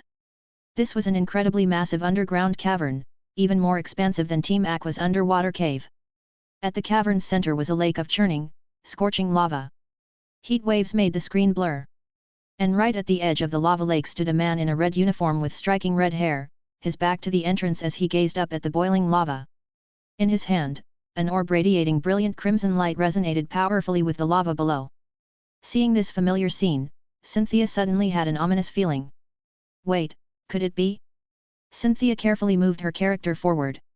The scorching heat deep in the cavern seemed ready to seep through the screen. The air twisted violently from the high temperature, filling her vision with blurry dark red. The lava lake bubbled with gases. This game even simulated environmental details so realistically. Her gaze locked onto the red-haired man's back at the lake's edge. Team Magma's leader, Maxi. He was holding high an orb radiating an ominous crimson glow, chanting words similar to Archie's, filled with fanatical fervor. Awaken! Avatar of the land! Follow the ancient covenant, show me your power, and bring eternal land to this world. The crimson orb, just as I thought. Cynthia's heart trembled. Corresponding to the blue orb in Archie's hand, this orb was likely the key to controlling the legendary Pokémon that opposed Kyogre. As soon as Maxi finished speaking, the crimson orb in his hand erupted with blinding light, like a miniature sun born in his palm. The entire cavern began shaking violently, even more intensely than when Kyogre had awakened. The ground beneath their feet began cracking continuously, and the lava lake started churning wildly. An indescribable, heavy yet scorching pressure instantly filled every inch of space. This aura was different from Kyogre's vast magnificence. It was heavier and more violent, carrying a destructive field that seemed ready to melt everything. Boom! The center of the lava lake exploded violently. A massive orange-red figure burst through the boiling magma, slowly rising. Its body was as massive as a mountain, its skin covered in hard armor like cooled lava. Blazing red light flowed across its back. Just standing there, the heat radiating from its body made the air crackle continuously, and the rocks beneath its feet rapidly melted into fresh lava. This was the Avatar of the land. Cynthia held her breath. Though she didn't know its name, the power attribute completely opposite to yet equally terrifying as Kyogre's already explained everything. Ocean and land, creation and expansion. These two legendary Pokémon were indeed each other's opposites. Immediately after, the game screen switched to a cutscene CG. The camera gave an extremely impactful close-up of this newly awakened behemoth. The protrusions on its back resembled volcanic craters, continuously spewing scorching breath and sparks. Its eyes were bright yellow like lava, burning with rage similar to Kyogre's. It had been forcibly disturbed from its slumber. It lifted its head and released a deep roar. The sound waves expanded outward with tangible heat, causing the cavern walls to melt and collapse over large areas. The camera pulled back, revealing the terrifying scene caused by this legendary Pokémon's power. A high-temperature field of distorted air surrounded it. This field alone caused the surrounding earth to crack and lava to flow. This legendary Pokémon also paid no attention to the tiny Maxi below. Its eyes scanned the cavern that confined it, filled with rage and impatience. Then its massive, mountain-like hind legs stomped hard. Boom! The entire underground cavern experienced an unprecedented violent collapse. The rock ceiling above shattered like paper under an irresistible force. Sunlight poured down through the massive breach, and the orange-red behemoth had already transformed into an orange-red stream of light tearing through the earth, carrying rubble and lava as it disappeared into the distance step by step. Wait! God of the land! Maxi's reaction was much calmer than Archie's. He didn't panic or shout, only watched the broken opening with deeply furrowed brows. He slowly lowered his hand holding the crimson orb. The orb's light had dimmed considerably. He turned around, his sharp gaze locking onto Cynthia's character, his tone low, "You. I recognize you. You've been obstructing both those Team Aqua fools and our plans, but this time is different." Maxi adjusted his glasses, the lenses reflecting the lava's red glow. "That disturbance just now wasn't because of you. It was the orb's power, or rather, that Pokémon's own power exceeding control. It resonated with the entity on the ocean side. The real climax is only just beginning." He gave Cynthia a penetrating look and warned, "Young lady, in recognition of your tenacity, this is your last chance. This is no longer something you should interfere with." Pursuing legends and expanding the land is Team Magma's sacred mission. If you insist on obstructing us, the next time we meet, I won't give you another chance." Finished speaking, he ignored Cynthia and walked toward another passage in the base. His figure quickly disappeared into the shadows, clearly going to pursue the departed legendary Pokémon. Cynthia's character stood in place, her mind turbulent. Maxie's composed demeanor contrasted sharply with Archie's frenzy, but this made her feel even more uneasy. An out-of-control, crazed powerhouse might be easier to deal with, but a clear-headed enemy with defined goals was often far more dangerous. She immediately used Fly to leave Team Magma's base in the depths of Mt. Chimney. However, as soon as she emerged from the cave entrance, the sight before her made her freeze. Because the game's sky had suddenly become extremely bizarre. It was clearly daytime, the sun hanging high and radiating scorching light, but at the same time, torrential rain was pouring down. Dense raindrops hammered the screen with crackling sounds. Even more unsettling, storm clouds and clear skies wove together in a bizarre pattern. Lightning flashed between cloud layers with thunderous booms, yet sunlight still pierced through gaps in the clouds, illuminating the rain-shrouded earth. The entire world's light and shadow were full of contradictions and discord. The music had also changed, creating an oppressive atmosphere that made breathing difficult. The ground in the game kept transmitting intense, continuous tremors. This was the abnormal change caused by two legendary Pokémon awakening simultaneously, their powers clashing. Cynthia watched this apocalyptic scene, frowning. If two peak legendary Pokémon truly clashed, what would happen? The answer was already before her eyes. She knew the Hone region in the game was walking toward the brink of collapse. Just then, her Pokénav rang urgently again. Beep beep beep. Cynthia immediately answered. The Weather Institute director's voice now carried a sob. Strawberry ice cream. We're done for. Everything's gone haywire. The entire Hone region's weather system has collapsed. All the monitoring equipment data has maxed out. Rainstorms, scorching sun, thunderstorms, earthquakes, all extreme weather is occurring simultaneously. And the energy sources, two massive energy sources are rapidly approaching each other near Pseudopolis City. They're about to collide. Is this the end of the world?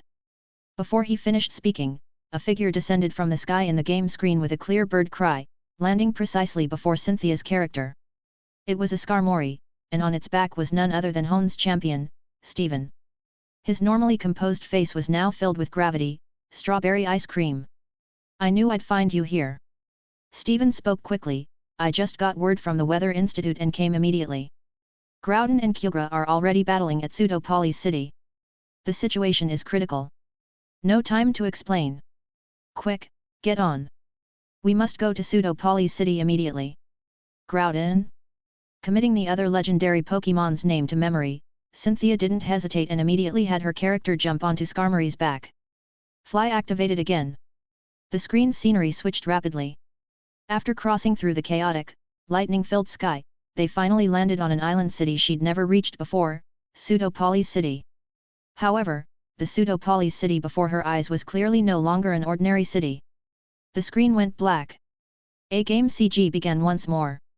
The camera looked down from high above. The once beautiful Pseudopolis City now seemed to be at hell's center. The seawater surrounding the island roared like boiling water, raising massive waves dozens of meters high that crashed madly against coastal buildings and cliffs. Numerous houses had already collapsed, swallowed by the sea. And at the center of this stage of destruction, two colossal beings were engaged in a battle worthy of being called a divine miracle. On one side was the deep blue avatar of the ocean, Kyogre. It hovered above towering waves, surrounded by endless rainstorms and thunder. It released earth-shaking roars. With each movement of its pectoral fins, it commanded infinite seawater, transforming it into high-pressure streams piercing heaven and earth like countless water dragons, pouring madly toward its opponent. On the other side was the orange-red avatar of the land, Groudon. Where it originally stood had been shallow sea, but now, through its power, it had evaporated completely into blackened rock. With each step it took, new lava erupted beneath its feet, rapidly cooling into more black stone. It roared, the volcanic peaks on its back glowing with dazzling red light, launching countless massive lava chunks burning with fierce flames like falling meteors. The battle seemed to have entered white-hot intensity from the very start. Chapter 188, The Cataclysmic Divine Battle, Rayquaza and Sky Pillar. At this moment, Groudon roared, the volcanic peaks on its back glowing with dazzling red light, launching countless massive lava chunks burning with fierce flames like falling meteors. Each collision between the blue energy torrents and orange-red lava erupted with apocalyptic shockwaves. Seawater instantly evaporated, forming vast expanses of white mist, only to be torn apart by subsequent energy blasts. The sky was illuminated half deep blue, half fiery red. Thunder and rain intertwined, like the chaotic scene when the world first began. Pseudo-Poly's city's defenses had long since shattered. The island trembled under the aftershocks of the two legendary Pokémon's clash. New cracks constantly appeared on the island's surface, massive rocks sliding from the mountainside and plunging into the boiling sea. This was no longer a battle. This was the manifestation of natural disaster, the collision of natural laws themselves. Cynthia stared blankly at this combat scene that far exceeded imagination. Even through the screen, she could feel that power sufficient to drive any living being to despair. She finally completely understood the endpoint of Emerald's main storyline. This was no longer a trainer's adventure of gym challenges and league tournaments. This was truly, saving the world. But now, what should she do? Watching the apocalyptic scene on screen, Cynthia's heart sank bit by bit. The tsunami raised by Kyogre nearly submerged all of Pseudo-Poly's city, while the high temperature radiated by Groudon continuously evaporated seawater, creating pervasive, scalding steam. Each collision of the two legendary Pokémon's attacks triggered earth-shaking tremors and violent energy explosions. Just observing was enough to feel that terrifying power capable of tearing apart everything. This can't continue. At this rate, forget Pseudo-Poly's city, the entire Hoenn region might be destroyed. Steven's voice carried unprecedented urgency as he stared intently at the battlefield's center. We have to do something to stop them. Before he finished speaking, he'd already acted decisively. He swung his arm and threw a pokeball. I'm counting on you, Gyarados. Stop them. Light flashed. The massive Gyarados appeared on the ruined shore. Facing those two behemoths like gods, it released an earth-shattering roar without the slightest fear. Immediately after, Steven revealed the keystone on his wrist, resonating with the Mega Stone carried by Gyarados. Gyarados, Mega Evolve. Dazzling light enveloped Gyarados. Its form underwent drastic changes within the light, becoming even more ferocious and oppressive. Mega Gyarados roared, surrounded by violent energy currents like an arrow released from a bow, charging fearlessly toward the core area where Groudon and Kyogre clashed. Cynthia held her breath. This Mega Gyarados radiated extremely powerful energy waves, absolutely reaching above champion level, that legendary realm, because even she felt immense pressure. However, its opponents were Groudon and Kyogre. Mega Gyarados couldn't even truly approach them. Just as it rushed into the edge zone where the two ancient Pokémon's powers clashed, an invisible, terrifying residual energy combining extreme water pressure and earth tremors suddenly spread like a tsunami. Roar! Mega Gyarados released a painful cry. That massive body capable of destroying mountains was like a small boat capsized by a gale before this pure natural force, swept away without any resistance and heavily thrown into distant ruins. It exited its Mega Evolution state and lost the ability to battle. Steven hurriedly recalled it to its Pokeball, his face filled with shock and helplessness. Watching this scene, Cynthia's heart sank completely. Even such a powerful Mega Gyarados couldn't even get close, directly knocked out of battle by just the residual waves of their power. Just how terrifyingly powerful were these two legendary Pokémon? Could trainers truly contend with this? Just as she pondered countermeasures with a heavy heart, Steven beside her suddenly patted her character's shoulder, speaking urgently, "Strawberry ice cream. Leave this to me to handle for now. There's someone who wants to see you. He might have a way to resolve this crisis. Go quickly to the Cave of Origin at the top of Pseudo-Poly's city and find him in the depths. Hurry, there's not much time." Cave of Origin? Cynthia's character looked up. At the highest point of Pseudo-Poly's city's island, she could faintly see a cave entrance shrouded in strange light. That seemed to be the Cave of Origin's entrance. Though her mind was full of doubts, she couldn't pass up any sliver of hope right now. She immediately nodded and controlled her character to leave the battlefield, sprinting toward the temple at the mountaintop. The so-called Cave of Origin was actually more like a massive naturally formed cavern. Unlike the earth-shattering chaos outside, the moment she stepped into the cave entrance, the surroundings instantly quieted. Faint white mist permeated the cavern. The air was fresh and moist, as if isolated from the world. Cynthia carefully moved her character forward. The cavern walls were embedded with stones that emitted soft white light, illuminating the path ahead. She noticed that floating in the mist were many strangely shaped Pokémon she'd never seen before. Their bodies seemed composed of symbols, quietly suspended in the air, flickering with faint light. What kind of Pokémon are these? Cynthia examined the screen carefully. These Pokémon gave her a very ancient and mysterious feeling. On the cavern floor, she occasionally saw scattered gems radiating pure red or blue light. These gems seemed to contain some special energy within. She didn't linger long, following the cavern's only path deeper inside. The deeper she went, the thicker the mist seemed, and the more of those symbol-shaped Pokémon appeared. Finally, in the cavern's deepest reaches, a figure in gorgeous formal wear with his back to her appeared in her view. When that figure slowly turned around, Cynthia couldn't help but pause slightly. This was a familiar acquaintance she recognized, Wallace. But this Wallace before her eyes had a subtly different temperament from the champion she knew in reality. This in-game Wallace had deeper eyes, carrying a worldly wise sense of vicissitudes. "You've come, chosen one," the in-game Wallace spoke, his voice gentle and steady. "I am Wallace, formerly the gym leader of this pseudo-polis city. However, for certain other reasons, I didn't continue in that role and gave the gym leader position to my teacher, Juan." He paused, not saying more idle talk, and cut straight to the point. He extended his hand, pointing toward the tremors and energy fluctuations that could be felt even here. "Those two Pokémon creating havoc outside are called Groudon and Kyogre. They're both super ancient legendary Pokémon representing the primal forces of land and sea. Their conflict began in ancient times. With ordinary power, there's absolutely no way to stop them." Cynthia listened quietly. She knew the key point was still coming. Wallace's gaze became distant as he continued, "However, those two aren't the only super ancient legendary Pokémon. In ancient legend, there exists an even more powerful being. It resides high in the sky, the absolute ruler of the skies, praised as the strongest dragon. In the distant past, it was the one who once calmed the dispute between Groudon and Kyogre, restoring peace to the world. The ruler of the skies, the strongest dragon." Wallace slowly uttered that name. "Its name is Rayquaza." Rayquaza. Hearing those three syllables, Cynthia's heart suddenly trembled violently, as if struck by lightning. Her fingers on the keyboard unconsciously tightened. Here it comes. How could she forget this name? The green figure she witnessed in her childhood in that small village, tearing across the sky to shatter a meteor. The figure that inspired her longing and ultimately set her on the path of becoming a trainer, and her reason for playing this game.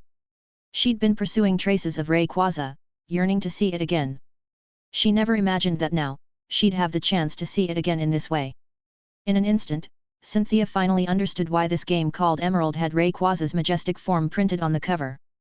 Because it was the key to resolving this ultimate crisis in the main storyline. Rayquaza was that one and only key. Then, what she needed to do next was to find and awaken Rayquaza. Wallace looked at Cynthia's character, seeming to read something from her silent reaction. He extended his hand, cradling an orb radiating soft green light in his palm. "Take this and go to the sky above Pacifid Log Town. There's an ancient ruin there called Sky Pillar. Rayquaza slumbers there. Use this jade orb to awaken it. Only the sky-high Pokémon's power can quell the dispute between land and sea and restore peace to the world." Cynthia's character received the green orb containing mysterious power. She still had doubts and couldn't help asking through dialogue, "Why should I go? Wouldn't you or Mr. Steven have a better chance?" Wallace gently shook his head, a complex smile appearing on his face, "Because of an ancient prophecy passed down among the people of Pseudopolis. The prophecy says that when Groudon and Kyogre awaken again and the world faces the crisis of submersion and expansion, a chosen one will appear. They may still be a child but will possess extraordinary courage, powerful strength, and unwavering determination. Initially, I didn't completely believe this prophecy, but today, when I witnessed that destructive battle with my own eyes, I understood that what the prophecy spoke of was all true." His gaze fell on Cynthia's character, his tone full of trust, "And you appeared before me at this critical moment, demonstrating your power and responsibility. Perhaps only you can truly accomplish this. I'm counting on you, chosen one." Hearing this, Cynthia hesitated no more. She turned and left this mist-filled area. Stepping out of the cave entrance, outside was still the chaotic scene of scorching sun and rainstorm interwoven with lightning and thunder. Cynthia immediately had her character open the map, found Pacifid Log Town's location, and used Fly to rush swiftly toward her destination. Crossing the chaotic sky, the scene on screen switched rapidly. Pacifid Logtown was a small town built on water, appearing quite tranquil. It formed a stark contrast with Pseudopolis City's apocalyptic scene, as if that chaotic force hadn't reached here. Cynthia didn't stop in the town. She flew directly toward the seemingly empty sky above. Sure enough, a massive, towering ruined stone pillar appeared abruptly before her eyes. This was Sky Pillar.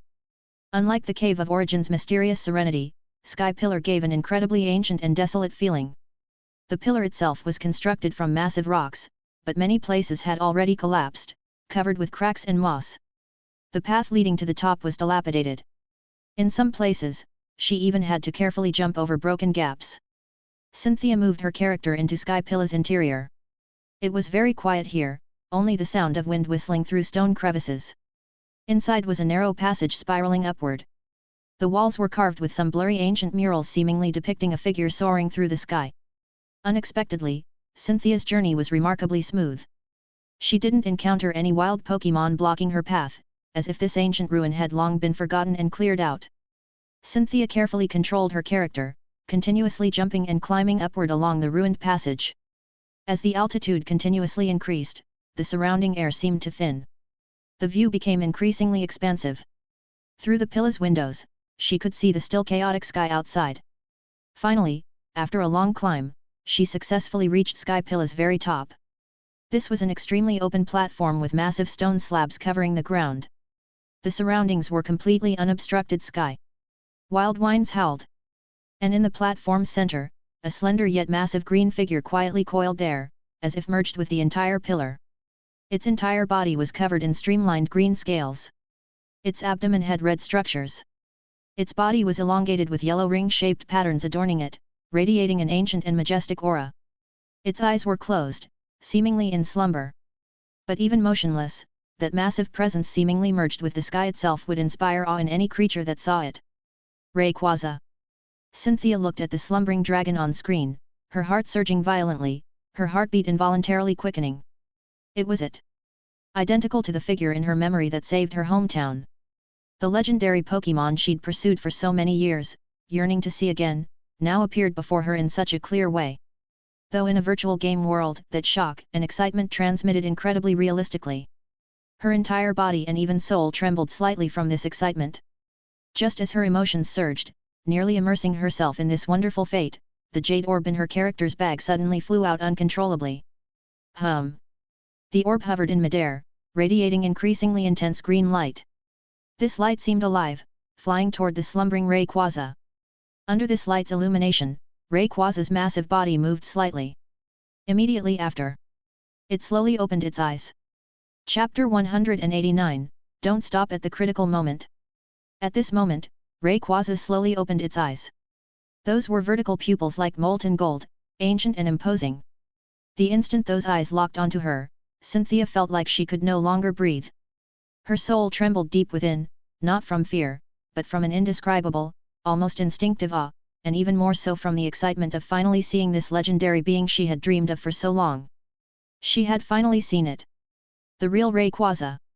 Not an image, not a written record, but a living, breathing existence.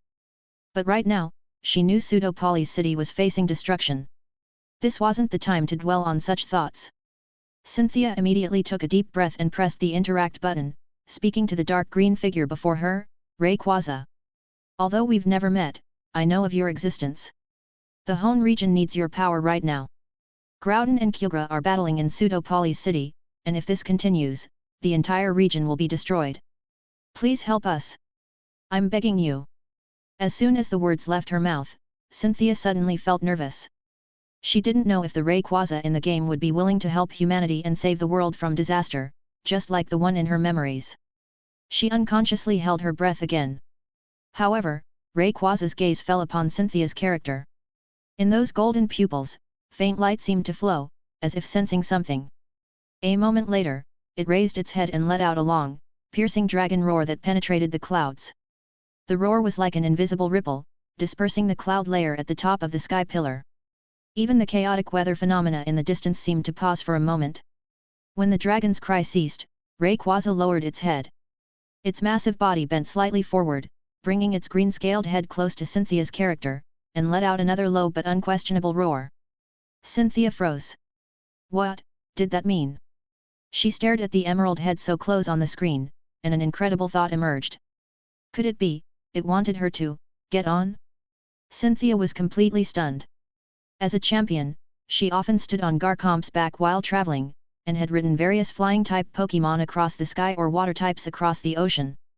But now, she was facing a legendary dragon of the sky, the Rayquaza she had pursued her entire life, a symbol of power and salvation. Even though this was just a game, the moment of being acknowledged by the legend itself still made Cynthia's mind go blank for an instant. Her heart pounded so fast it felt like it would leap out of her chest. Just then, Rayquaza let out another urging, low growl. Its head lowered even further, almost touching the platform's ground, as if afraid Cynthia wouldn't understand its intent. There was no time to hesitate. Cynthia took a deep breath and pressed the keys, making her character leap forward and land steadily on Rayquaza's broad neck. The spot seemed more stable than it looked, with smooth scales. Even through the screen, Cynthia could almost feel the terrifying power contained beneath, power capable of tearing through the sky itself. The moment she settled, Rayquaza's long body suddenly tensed. Boom boom boom. The sound of sonic booms erupted. A green meteor shot skyward from the top of the sky pillar, charging straight toward the chaotic heavens. The speed had reached its peak. The intense sense of acceleration made even Cynthia, sitting in front of her screen, instinctively lean back in her chair. The wind in her ears transformed into a sharp whistle. Below, Pacifid Logtown and the vast ocean were instantly left far behind, becoming blurred patches of color. That speed, it's unbelievable. The game screen then switched to an incredibly stunning first-person POV cutscene. Cynthia's viewpoint merged with her character's, firmly fixed on Rayquaza's back, as if she truly was soaring through the sky on Rayquaza's back. The scenery before her eyes flowed past at fast-forward speed. She could even see the fierce wind tearing at her character's long hair, and then Rayquaza's body became surrounded by a pale green barrier that blocked out the violent airflow. They charged straight into that bizarre sky region, half violent storm, half scorching sun. Lightning exploded around them, thunder deafening. Fat raindrops hammered against the barrier with crackling sounds, while on the other side blazed sunlight that could penetrate anything. This apocalyptic scene, presented in such a direct and immersive perspective, had 10 times the impact on Cynthia compared to watching from afar. Rayquaza navigated through this chaos as if through empty air. No harsh weather could slow it down in the slightest. Its speed didn't decrease at all, its target clear, Pseudopolis City. In just a few breaths, that hellish sea region appeared on the horizon. Even from this great distance, she could see explosive bursts of light from the violent collision of blue and red energy. Rayquaza let out another earth-shattering roar, filled with an authority that tolerated no challenge, as if announcing the return of the Sky King. It dove sharply downward. As it approached Pseudopolis City, its speed suddenly decreased. A gentle force lifted Cynthia's character and smoothly set her down on a relatively intact high ground near the shore. The viewpoint instantly switched to a grand, frontal perspective cutscene covering the entire battlefield. Pseudopolis City at this moment was a tragic sight. More than half the city's buildings had turned to ruins, either swallowed by tsunamis or melted by lava. The island trembled violently, covered in massive cracks, as if it would completely disintegrate at any moment. At the center of the battlefield, the battle between Groudon and Kyogre had indeed reached its white-hot final stage. Groudon stood upon the continuously expanding newborn landmass. The fire on its back blazed brilliantly, condensing into a massive lava sphere that blotted out the sky. Across from it, Kyogre floated atop towering waves. The blue markings on its chest bloomed with profound light as endless seawater compressed before it into a high-pressure energy water cannon capable of piercing through anything. Both ancient Pokémon had gathered their most powerful forces, preparing for a final clash. If this strike connected, the resulting energy storm would absolutely erase the weakened Pseudopolis City, and even the surrounding sea region, from the map entirely. Even Steven, watching from afar, showed despair on his face. At this critical moment, not far away, Rayquaza moved. Its green form transformed into a straight beam of light. At a speed beyond visual tracking, it boldly charged into the core area where the two legendary Pokémon's powers intertwined. It didn't use any fancy techniques. Green light simply erupted brilliantly around its body, forming a massive dragon-shaped energy phantom. Boom! The lava and water cannon erupted almost simultaneously, but their targets were no longer each other. Instead, they struck the suddenly intervening Rayquaza in unison. However, the two forces capable of destroying the world collided with the green energy field around Rayquaza and seemed to hit an iron wall. What followed was not a destructive shockwave, but the violent obliteration of turbulent energy itself. Rayquaza raised its head and roared at the center of the explosion, its voice carrying a trace of provoked fury. It spiraled upward, its golden pupils coldly looking down at Groudon and Kyogre below. In that moment, its long body suddenly twisted in the air, transforming into a brilliant beam of light shooting skyward, then came crashing down. Its speed had reached a level almost impossible for the naked eye to track. Its entire body became a green flash that tore through space itself, like divine punishment, slamming viciously into Groudon. Groudon's hard shell, capable of withstanding lava's burning heat, shattered like fragile glass under Rayquaza's impact. It let out a pained wail, and its massive body was directly knocked flying, crashing heavily into the distant sea and raising towering waves. Immediately after, Rayquaza didn't pause. Drawing a beautiful arc in the air, it accelerated again, charging toward Kyogre. Kyogre tried to gather intense water streams to counterattack, but its energy beam seemed impossibly slow before Rayquaza's absolute speed and power. Before it could even prepare, green light flashed past. Kyogre was also struck hard, letting out a mournful cry before falling from the air and crashing into the waves. Rayquaza hovered in midair, looking down at the two legendary Pokémon struggling to rise below. It didn't continue attacking, but the authority that stood above all else had already begun suppressing Groudon and Kyogre's ferocity. It let out another long, intimidating dragon roar, as if announcing the end of their conflict. However, Groudon and Kyogre's fury didn't seem to cease. They once again mustered all their strength, launching a new round of attacks at Rayquaza. The battle began anew. Only this time, it had transformed into the powers of land and sea jointly confronting the sky. But Rayquaza's power seemed far beyond that of the other two legendary Pokémon. While dodging or tanking the attacks of both legendary Pokémon with agile movements, it struck again and again, severely wounding them both.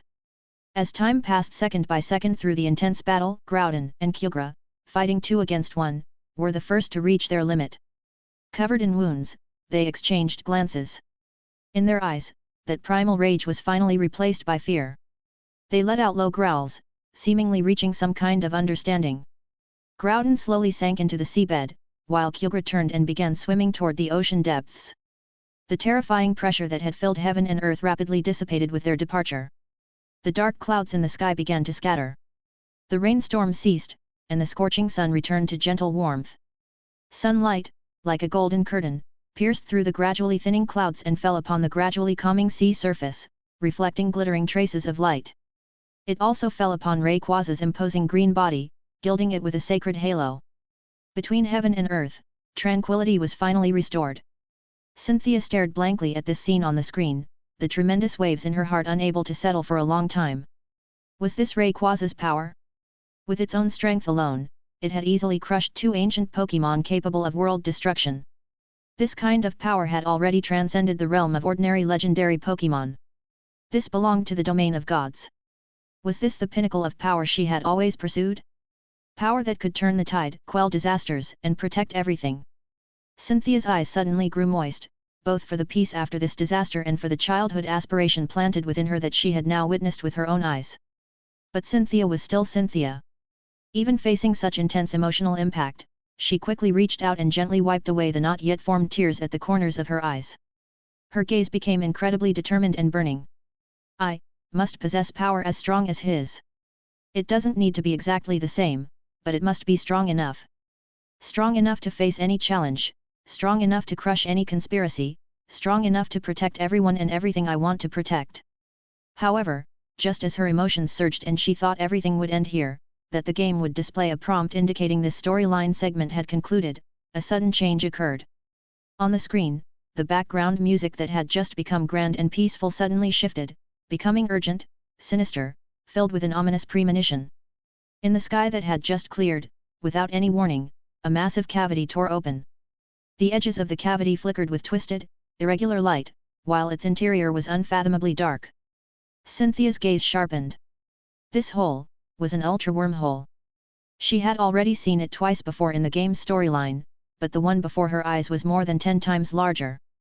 Moreover, the aura emanating from this ultra wormhole was no longer mysterious and profound, but pure, heart-palpitating malice and destructive intent. Even through the screen, watching the deep black light beginning to gather, churn, and about to erupt from the center of that ultra wormhole, Cynthia once again felt a sense of suffocation. An ominous premonition suddenly gripped her heart. Why would an ultra wormhole appear at this critical juncture? Rayquaza clearly noticed this sudden anomaly as well. It immediately turned, facing the massive hole in the sky, and let out a warning growl. Its body re-entered combat stance, green light blazing around it. The next moment, the black light from the ultra wormhole reached its peak and suddenly exploded. In this darkness that devoured everything, an incomparably massive, menacing shadow slowly emerged partway from the hole. Was it an ultra beast? Or another legendary Pokémon? Cynthia held her breath, her heart in her throat, her fingers pressed tightly on the keyboard, wanting to see the shadow's full form clearly, wanting to know what this thing actually was. But just at this most tense, most suffocating moment, the screen suddenly went black. Immediately after, a line of white system notification text abruptly popped up. Game notice, dear player, the current version's content update has concluded. Please stay tuned for future updates. Thank you for your support. The game screen also came to an abrupt halt, switching back to the initial standby animation at the game's start, the emerald logo.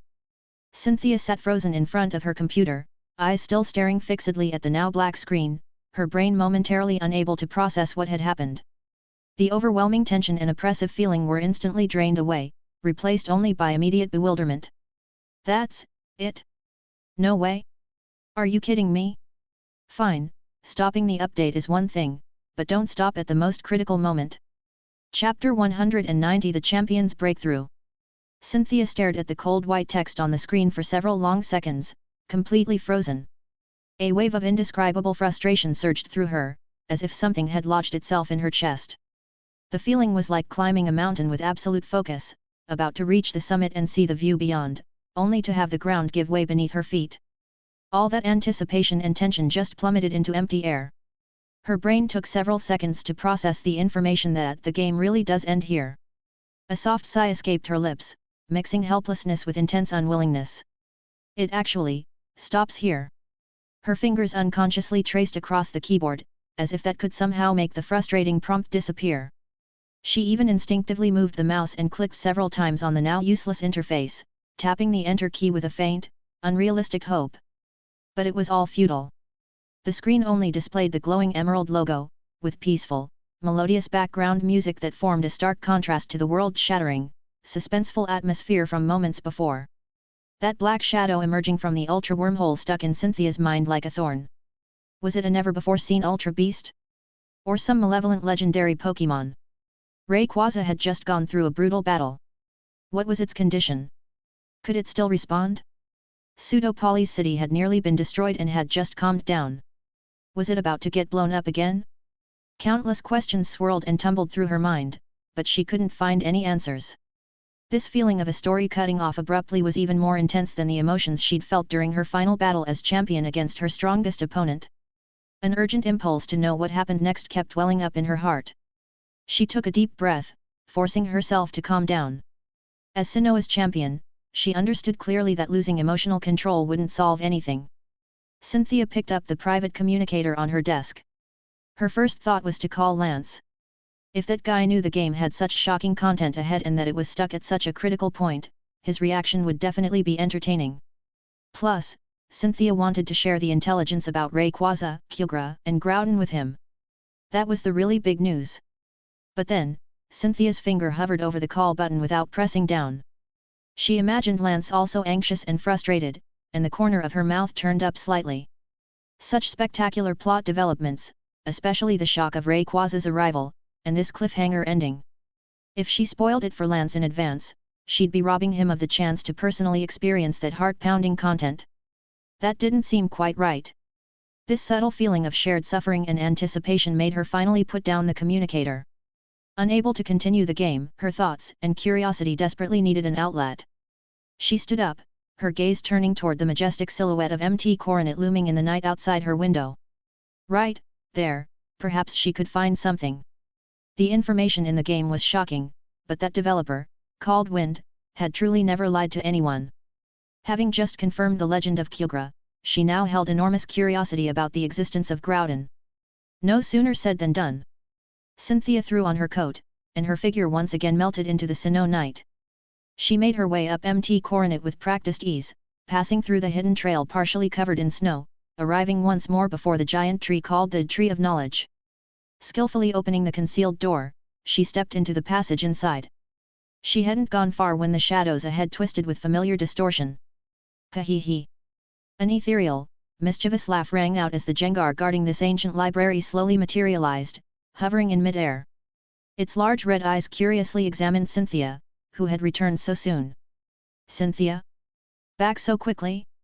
Could it be that this old fellow's library is more comfortable than your champion villa? Or did that Kyogre lead you found last time get you into some new trouble? Cynthia responded to Jengar's teasing with a somewhat helpless smile. I've indeed encountered something that concerns me greatly. This time I want to look up records about Groudon. Groudon. Jengar exaggeratedly stroked its round chin, putting on a thoughtful expression. Well. You're making progress fast on this journey of yours. Last time it was the Ocean one, and now you're bringing up the creator of the Earth. Though its tone was playful, when mentioning creator of the Earth, a deep gleam flashed through those red pupils that didn't escape Cynthia's notice. Jengar floated closer, tilting its head with a probing look. But, Cynthia, are you sure you're looking for Groudon? Not some other creature? That great one's name isn't something you'd find in just any old storybook. I'm certain. Cynthia nodded affirmatively, her expression serious. In that special place, I saw very detailed descriptions. So I wanted to come verify them. Detailed descriptions? How detailed? More detailed than my pile of old relics. Jengar's curiosity seemed piqued as it waved its stubby claws toward a darker corner deeper in the library. There, information about that one, should be in that area where even the dust is too lazy to move. Go look for yourself, but be careful not to choke on the scent of ages past, ka-hee-hee. With that, it did another nimble flip, apparently planning to go back to napping, but before its form merged into the shadows, it added, however, I should warn you, records about Groudon are nowhere near as numerous as those about Kyogre. How much you find depends on your luck and perseverance. Cynthia thanked it and walked toward that section. The texts here were even more ancient, with many scrolls made of unusual materials, exuding the breath of time's passage. She carefully brushed away accumulated dust and, by the light of nearby blue crystals, began to focus on reading. To her surprise, she actually found a parchment scroll quite quickly. And the image on that parchment was the earth-shattering battle of the three legendaries. Below it were several hundred words of text. The good news was that she could read this language. Cynthia worked to cross-reference that shocking three-way battle from the game with these obscure, often fragmentary ancient texts. Each time she found a description that corresponded to a scene from the game, even just a vague term, her heart raced faster. She took out her notebook and carefully recorded more detailed information about Groudon and Kyogre. Then Cynthia had another thought. She directly picked up a blank parchment nearby, retrieved ink and pen, and began writing down what she'd seen and heard in the game. Knowledge couldn't be endlessly taken without giving back. It needed to be shared to be passed down. When she began writing about Rayquaza, describing how it soared through the sky and used absolute power to quell the dispute between the two legendary Pokémon, even supplementing its slender, majestic form and powerful attack moves based on the game's CG, the Jengar that had seemingly left reappeared silently in the shadows of a bookshelf beside her. Oh? The Dragon of the Sky. You saw that one too. Jengar looked at the text and simple drawings under Cynthia's pen, making an ambiguous clicking sound. You even recorded its fighting posture and the patterns on its body? Cynthia, these records you saw are far too vivid and lifelike. That's not something you could make up through imagination alone. Ka-hee-hee. Now I'm truly interested in this special place of yours. Cynthia put down her pen and looked at Jengar, asking seriously, from what you're saying, Rayquaza truly exists, doesn't it? It really has, the power to judge those two. Childhood memories always made her feel like that had been a dream. If not for this game's appearance, she would have truly started doubting whether everything was just her childhood imagination. Jengar floated to the top of a stone pillar and sat there, swinging its legs with a casual tone, exists? Ka-hee-hee.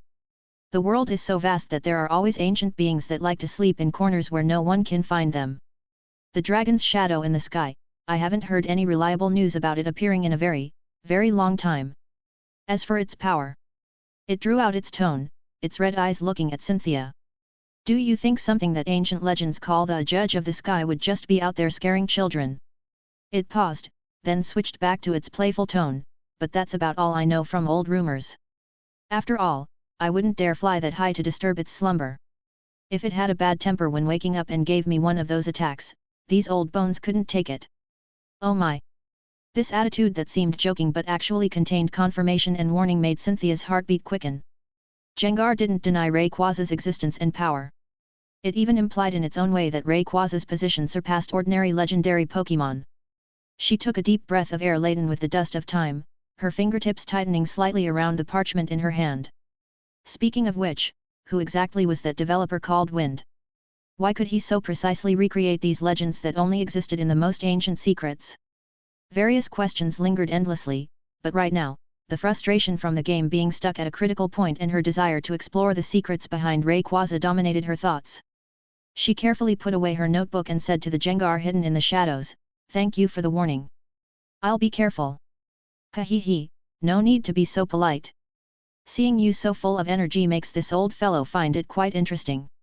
Jengar's voice came from all directions, carrying a hint of laziness. "But, Cynthia, when pursuing ancient shadows, remember not to only look into the distance. Keep an eye on what's at your feet too. Some truths might be more dazzling than you imagine." All right, I'm going back to my sweet dreams. Happy exploring." As the voice faded, the library returned to silence, leaving only the glow of blue crystals. Jengar's final, meaningful reminder left Cynthia thoughtful. She took one last look at that section of bookshelves containing forbidden knowledge, then turned and resolutely left the secret library. Since the game couldn't continue for now, whether she kept searching for clues in other intelligence or re-examined details from the real world that had been overlooked, she had to take action.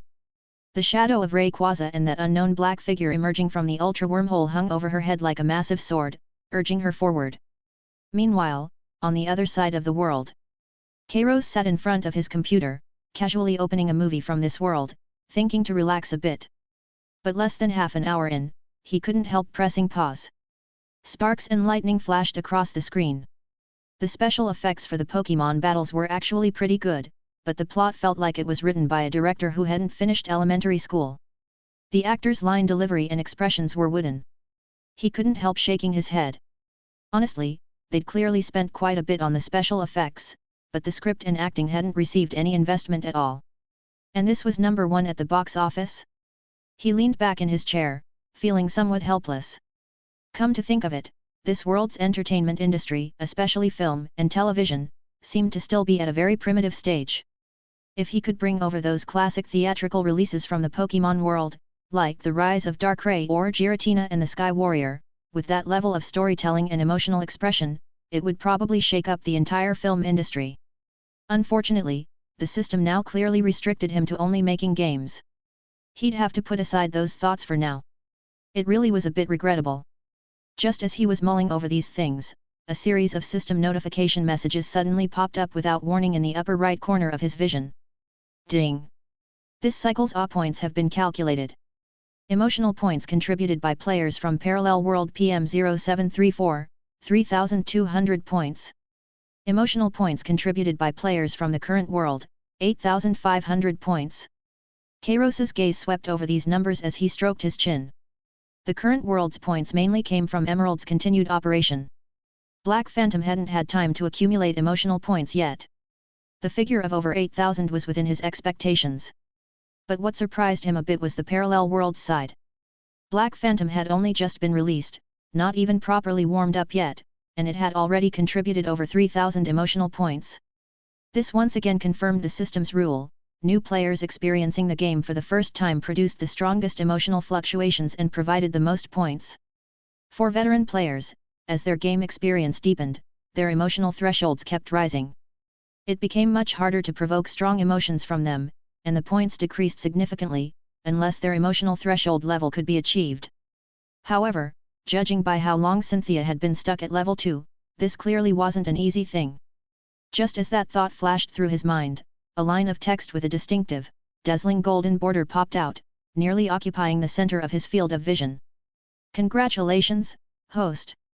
Player Cynthia's emotional threshold level has been raised to LV3. Kairos suddenly straightened in his chair, momentarily stunned. Hey? Talk about timing.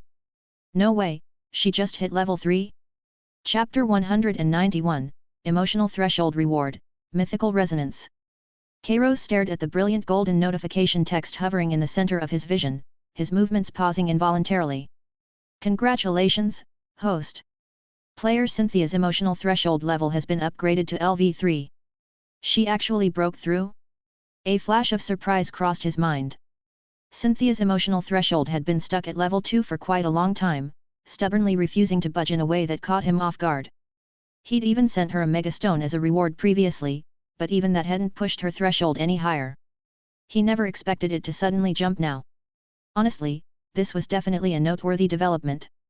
After all, as one of the earliest batches of special players, each of Cynthia's growth milestones meant the system could harvest more energy from her, which also indirectly reflected how much influence his game content had on this world's trainers. But what happened? How did she suddenly break through? Driven by this curiosity, he immediately pulled up the system interface and switched to Emerald's game progress leaderboard. When he saw that familiar name at the top, the progress bar clearly showed she'd reached the absolute end of the current version. In other words, her story progression had reached that critical moment when Rayquaza calmed the battle of the two legendary Pokémon, and the sky suddenly tore open with an ultra wormhole. Kairos couldn't help but raise an eyebrow. She played through it that fast? Pushed all the way to the latest content in one go? Has Cynthia gotten addicted to gaming or something? At the same time, Kairos suddenly understood the key reason for the threshold breakthrough. This game progress meant she had just experienced the CG animation he'd painstakingly crafted, the epic three-way battle between Groudon and Kyogre, culminating in Rayquaza's descent to end their conflict. He'd spent considerable time on that cutscene. The system's auto-generated initial version was grand enough, but it felt like it lacked soul and detail. It was more like a straightforward display of the legendary Pokémon's power, missing that epic sense of rhythm and emotional tension. He'd gone back and revised it countless times, adjusting camera angles, like the perspective when Rayquaza burst skyward from the sky pillar, and the special effects when it dive-bombed Groudon. He'd enhanced the impact of each attack and the environmental destruction, making the heat waves from exploding lava spheres and the distortion from hydro pumps more realistic. He'd even carefully selected and adapted the background music. When Rayquaza appeared, he used solemn, magnificent orchestral music, then switched to a rhythm full of power and urgency during the final confrontation, striving for movie-level impact. It looked like his hard work really hadn't been wasted. The effect was super effective, directly smashing through Cynthia's long-stuck emotional threshold level. To be honest, from a game developer's perspective, this sense of achievement from finely crafted content directly touching the deepest part of a player's heart felt way better than simply harvesting emotion points. Just then, a series of new system notifications popped up in succession, interrupting his thoughts. Ding! Special player Cynthia's emotional threshold level has been detected to have risen to LV3. Congratulations, host, on receiving upgrade rewards. Reward 1, 5,000 emotion points. Reward 2, 1 S&D grade system item box. Reward 3, unlock special character ability related to player Cynthia's core traits, mythical resonance. 5,000 emotion points instantly credited, making his total point reserves considerably more substantial. That S&D grade system item box glowed with tempting radiance, sitting quietly in the system space. One look and you could tell it would definitely contain good stuff. System items were different from ordinary items, they were things like invitation cards and dimensional communicators, that level of equipment. Or perhaps something that hadn't appeared before, possibly a special tool that could greatly assist game development. But Kairos's gaze only briefly swept over the first two items before skipping past them entirely, landing directly on the last option that radiated a unique, soft golden light with a name carrying an ancient, archaic charm. Special character ability? Mythical resonance? Curiosity rose in his heart. The system had vaguely mentioned before that when a special player's emotional threshold reached a higher level, they might feed back some special abilities related to the player's core traits. But he'd always thought that would take time, or that he'd only get some minor auxiliary skills. He never expected Cynthia to break through to level 3 so quickly and directly unlock an ability that sounded, well, pretty high tier. Mythical resonance. Just from the name, it clearly had deep connections with those legendary existences. As his attention focused, the detailed description panel for mythical resonance rapidly unfolded before his eyes. The text wasn't the cold black system font, but rather like inscriptions carved on an ancient stone tablet. Mythical resonance, S+. Description. Originating from the echo of a soul's relentless pursuit of mythological genealogy, this ability grants its holder a unique talent for communicating with mythical Pokémon, legendary Pokémon/mythical Pokémon. Effects. 1. When communicating with mythical Pokémon, gain a natural affinity bonus, bypassing language barriers to directly sense their emotional fluctuations and inner thoughts. 2. Emotion point gains obtained from mythical Pokémon increased by 1000%. 3. Can view the bond gauge with specific mythical life forms. When the bond gauge rises to specific nodes, additional rewards will be obtained. Kairos's pupils contracted slightly, his attention almost instantly drawn to that crystal clear 1000%. 10 times. This amplification multiplier was indeed unexpectedly high. The base point value obtained from legendary Pokémon was already quite high. Multiply that by 10, and the returns would become extremely considerable. Not only that, this ability would let him directly bypass language barriers to understand legendary Pokémon's inner thoughts and true emotions. This effect seemed tailor-made specifically for establishing connections with those lofty, usually incomprehensible existences. It truly lived up to the impressive name Mythical Resonance. At this moment, the notification wasn't finished. Another line of slightly smaller text appeared, supplementing more details.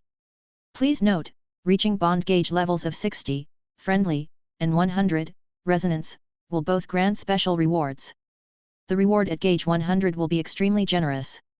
After reading through all the descriptions, Kairos opened his mouth slightly, thought for a moment, and found himself momentarily at a loss for words. He'd certainly speculated before that someone like Cynthia, a champion focused on mythological historical research and heritage, would likely have an ability related to concepts like legends or history. But he never expected it would ultimately fall into the category of legendary beast affinity.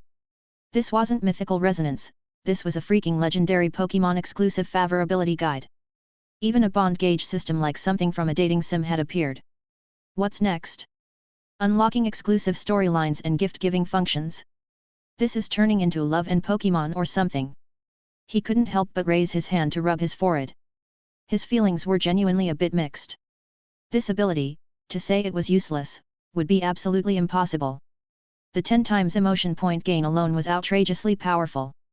And being able to communicate and understand thoughts without barriers meant he could avoid many unnecessary misunderstandings and conflicts when facing legendary Pokémon, possibly even obtain precious information. Most crucially, this thing had a favorability milestone reward. Looking at the long term, the returns were massive. But the problem was, the prerequisite for using this ability was having legendary Pokémon around.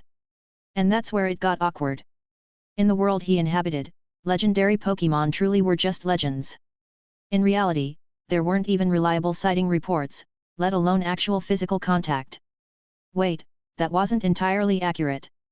Kairos suddenly remembered that in this world's current timeline, there actually was one exception, Mewtwo. This particular being was a legendary class Pokémon artificially created by Team Rocket using genetic material from Mew's eyelash fossils. That counted as a legendary Pokémon. Although it was still under Team Rocket's control, it was indeed the only confirmed, genuinely existing legendary Pokémon currently known in the world. With a mix of verification and curiosity, he focused his thoughts and opened the mythical resonance ability panel he'd just unlocked. Sure enough, below that legendary registry section, where most of the area was still blank and waiting to be filled, a single name sat all alone, Mewtwo. And next to that name, the displayed bond gauge value was a rather glaring -10. Kairos stared at that bright red negative number and nearly keeled over. -10? This initial favorability was way too low, wasn't it? How could there even be negative values? But thinking it over carefully, it actually made sense. As a being created by humans who had likely suffered through experiments and confinement, it was perfectly normal for Mewtwo to harbor strong wariness, distrust, or even anger toward humanity as a whole. Though he himself was an outsider, he was still a member of the human race. Being dragged down to negative initial favorability seemed understandable enough. He continued examining the panel description and learned that raising the gauge to 60 and 100 corresponded to friendly and resonance stages, respectively, with corresponding rewards. This really did seem like a long-term cultivation goal. Out of curiosity about the ability's actual effects and wanting to understand Mewtwo's current state, Kairos attempted to use the invitation card item he'd obtained before to try linking with Mewtwo. However, after sending the command, the system feedback came almost immediately: connection failed. Target unit is in a special energy-shielded state or deep hibernation and cannot establish an effective connection at this time. Was Mewtwo sleeping, its consciousness in a chaotic state? Or were the experiments or containment devices Team Rocket was using producing powerful energy interference that blocked external connections? Kairos speculated about various possibilities but could only temporarily abandon the attempt. It seemed this newly acquired, powerful-sounding ability's only theoretically usable target was currently unreachable. He shook his head helplessly and decided to stop worrying about it for now. After all, it didn't seem useful at the moment anyway. It could only work on Mewtwo, and that guy's situation was special. But thinking it over again, Kairos suddenly realized something else. The lack of legendary Pokémon in his world was a fact, but what about that new Pokémon world he'd previously connected to and visited using the dimensional communicator? Did that world have any trace of legendary Pokémon? Were they similarly only existing in historical legends, or like ordinary Pokémon, did they have more concrete records or even occasionally manifest? Next time he had the chance to go there, perhaps he could try asking that female professor. As a researcher, she might know some important information. Not just that, speaking of which, a deeper idea surfaced in his mind. Even if that world numbered PM0734 didn't have active legendary Pokémon, since the dimensional communicator could take him to one Pokémon world, it could take him to many more. With so many worlds out there, containing countless possibilities, there had to be some worlds where legendary Pokémon genuinely existed and were active. They might even have developed completely different situations from ordinary Pokémon worlds, like that technological world. And places like that would be where the mythical resonance ability truly belonged. However, while the thought was there, Kairos currently had absolutely no intention of actively pursuing this idea. The reason was simple: the risk was too high. The power level of legendary Pokémon was incomparable to that of ordinary Pokémon. Changing weather, rending the earth, filling oceans, and even affecting time itself were all child's play for them. Their temperaments were often unpredictable, too. Some were merciful, some dignified, and some hot-tempered and easily angered or full of hostility toward humans. While his new skill could boost favorability and enable mental communication, which sounded wonderful, it fundamentally didn't grant him any ability to defend against or counter that kind of power. If luck ran out and he bumped into a legendary beast in a raging fury or extremely distrustful of humans, if they got unhappy, forget active attacks, even just unconscious energy fluctuations could make him instantly get sent to the afterlife. This level of uncertainty was simply too strong, the danger coefficient too high. It was far from something he should be touching at his current stage. In comparison, using the dimensional communicator to explore new, relatively safe Pokémon worlds and obtain more emotion point sources was the more practical choice with more controllable risks. Connecting to one more world meant one more stable point of income channel. With this thought, he immediately tried activating the dimensional communicator in his item inventory again, selecting the Search New World option. However, the system notification popped up once more. Warning: cannot execute search command. Must obtain at least 10,000 emotion points from the currently connected world, number PM0734, before unlocking the New World search function. 10,000 points? Kairos stroked his chin, quickly calculating in his mind. This threshold wasn't particularly high. Given that Dark Phantom had just launched there and was currently in the prime phase for harvesting massive amounts of first impression emotion points from new players, it would probably only take a couple of days. He wasn't in a rush anyway. That new world still had plenty to explore. Its unique technology and Pokémon situation, plus that Genesis engine thing, all deserved some time for careful investigation. Once he'd thoroughly understood that world, it wouldn't be too late to move on to new ones. Chapter 192, New Threshold Level? Giovanni's Plan. Kairos set down the dimensional communicator, his gaze falling once more on the system interface where Cynthia's emotion threshold level had risen to LV3. A golden border now framed her name and level number, noticeably more eye-catching than the previous level 2 marker. After reaching level 3, the emotion points he gained from her would receive a threefold bonus. That was already quite a solid return. He unconsciously pondered a question: so this level, could it go even higher? What would level 4 look like? Would there be even better bonuses or new feedback mechanisms? The instant that thought crossed his mind, as if immediately responding to his question, a line of smaller but equally clear golden system text silently appeared. Prompt: Special player emotion threshold levels can continue to increase. Upon reaching higher levels, the host will receive more generous rewards and have a chance to unlock new trait skills related to that player's core characteristics, or enhance existing trait skills. Kairos's eyes lit up. Well. So it really is possible. Looks like going forward, he'd need to spend more time arranging content and storylines about legendary Pokémon in the game. After all, that was the only way to help Cynthia, this mythology enthusiast, break through quickly. At the same time, his thoughts shifted to the other two special players with higher threshold levels, Lance and Iono. Currently, they were both still at level 2. How could he raise their thresholds? Based on this experience, he'd probably need to tailor the approach to each individual. Cynthia was obsessed with mythology and history, so shocking legendary Pokémon storylines became the key to her breakthrough. What about Lance? What did Lance like? Well, no need to even ask. Definitely Dragon-type Pokémon. Sure, the guy's entire team was Flying-type Pokémon, but his love for dragons was genuine. In that case, Rayquaza, the dragon of the sky, should really hit the spot for him, right? Calculating the timing, Lance's game progress should be approaching that climactic scene where Rayquaza descends to quell the battle between Groudon and Kyogre. When that happens, judging by his reaction would tell the story. Who knows, he might even break straight through to level 4. As for Iono, Kairos scratched his head a bit. This electric-type gym leader, who focused on streaming effects, what did she like? Where should he start looking for a breakthrough point? He really wasn't very clear on that. Could it be electric-type Pokémon? Thinking this far, Kairos shook his head slightly. Only now did he remember that earlier, he'd been so absorbed in studying his newly acquired Mythic Resonance ability that he'd nearly forgotten another important gain, that gleaming S and rank system item box. As mentioned before, system items were different from ordinary items. Things like invitation cards and dimensional communicators all belonged to the system item category. So what good stuff would he pull from this one? He was genuinely a bit excited. An S and rank box, after all. It had to deliver something good, right? The next moment, he hesitated no longer. With a thought, he chose to open the treasure box.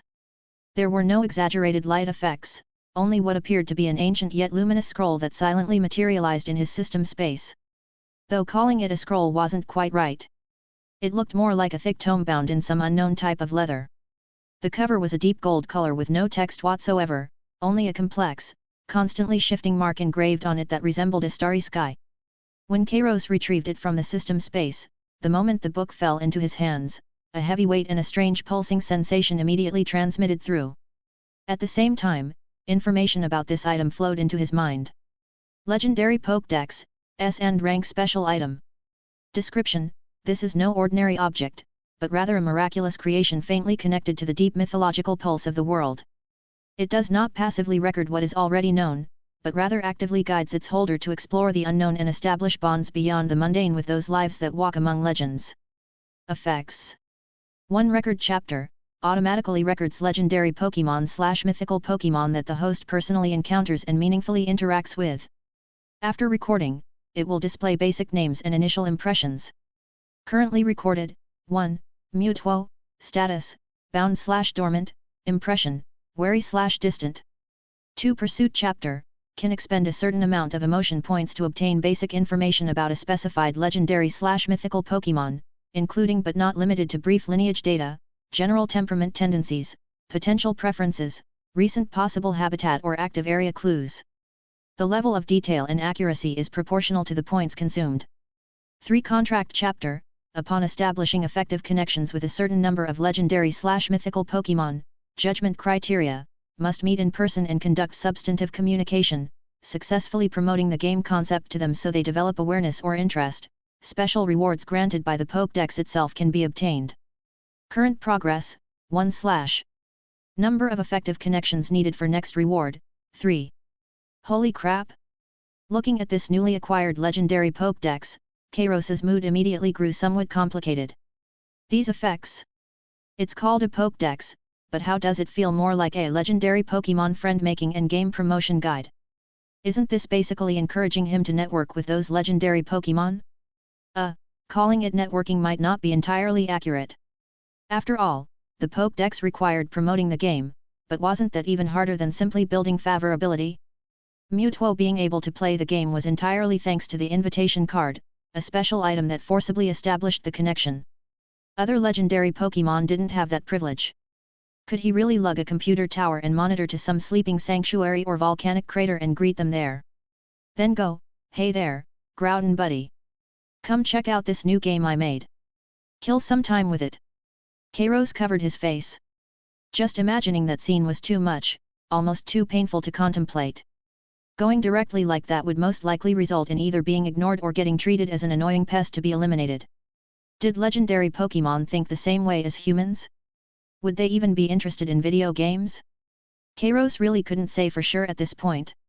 So, before solving the problem of how to let legendary Pokémon also play games, this Pokédex's third function, the contract chapter, was basically a pie in the sky he could see but not eat. However, Kairos stroked the Pokédex's cool cover and made a decision. The first two functions could be tested out right now. At least with this pursuit chapter, finding those legendary Pokémon hidden in the corners of the world would become infinitely easier. It was equivalent to a super radar plus an intelligence database. The problem he'd been worried about before, not being able to find legendary Pokémon, now had a solution. The bad news was that the question of how to actually meet them after finding them still existed, and because of the Pokédex's reward requirements, had become slightly more challenging. For now, why not give it a try? Kairos took a deep breath and reached out to open the thick Pokédex. This book clearly wasn't made of ordinary paper, but rather some flexible, semi-transparent material with faint light patterns floating across its surface. Whose information should he look up? Kairos thought for a moment. He was currently in the Kanto region, and there really weren't many local legendary Pokémon. How about checking Moltres' location first? That one was a secondary legendary anyway, not that prestigious, so the points cost shouldn't be too high. He concentrated, mentally visualizing Moltres' appearance and name. The next moment, the light patterns on the blank page rapidly converged, transforming into a line of text flickering with faint flame patterns. Obtaining information related to Moltres requires payment of emotion points, 3,000 points. 3,000 points. Kairos froze for a moment. That expensive? This price could buy a mid-tier module. It was just location information, yet this Pokédex charged without mercy. But since he'd just earned 5,000 points anyway, testing the Pokédex's effectiveness was worthwhile. Pay. The instant the points were deducted, the flame patterns on the page suddenly blazed bright, quickly sketching out a simplified map outline with a conspicuous red dot constantly flashing. At the same time, several small lines of text appeared below. Legendary name, Moltres. Status, active. Recent frequent activity area marked. Note, energy fluctuations are unstable, appear to be in an abnormal cycle. MT Ember? Kairos's heart stirred. He immediately pulled out his phone and called up a map of the Kanto region for comparison. Sure enough, the red dot location indicated by the Pokédex corresponded exactly with the spot marked MT Ember on the map. This result both surprised him and made perfect sense. The surprise was that this location matched exactly with Moltres' habitat from a certain game in his memory. But it made sense because the information provided by this Pokédex did appear accurate and reliable, not just randomly pointing directions. Looks like those 3,000 points were well spent.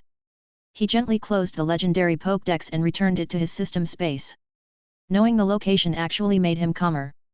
Run to MT Ember right now? That wouldn't accomplish much. After all, what could he do even if he found it? Sneaking a peek at Moltres from far away probably wouldn't even fully activate the record chapter, let alone promote the game to Moltres. Going there would only increase the risk. Looks like, going forward, besides ensuring safety when meeting legendary beasts, he still needed to figure out how to solve the technical problem of how to let non-human, non-trainer existences also experience the game. Kairos rubbed his temples. Perhaps, next time he went to that world, he could subtly ask that female professor whether their world's tech tree had developed anything special. As for right now, his gaze turned to the computer screen, which still displayed the development interface for Pokémon Emerald. Cynthia had already cleared the current version and was stuck on that cliffhanger with the ultra wormhole he'd deliberately designed. In that case, as the developer, it was time to put the follow-up storyline on the development schedule. Alright, no more overthinking. Time to get to work. Kairos took a deep breath, pushed down the distracting thoughts, and placed his fingers back on the keyboard. This storyline about Rayquaza and the Ultra Wormhole differed from the original and was something he'd carefully designed, specifically to flesh out the worldview and plot threads of Ultimate Emerald. As for what would appear inside the Ultra Wormhole, well, let's just say it definitely wouldn't be any ordinary Pokémon. But specifically which one? Kairos hadn't quite decided yet. Meanwhile, in that Team Rocket base, Giovanni's gaze was locked firmly on the Rustboro City sign on the screen, his finger lightly tapping on the mouse in a steady rhythm. His previous casual, exploratory mindset had completely vanished, replaced by seriousness and focus. Every wild Pokémon encounter, every trainer battle, was no longer simple game progression but a ladder to gain experience, improve rankings, and compete for those mysterious real-world rewards.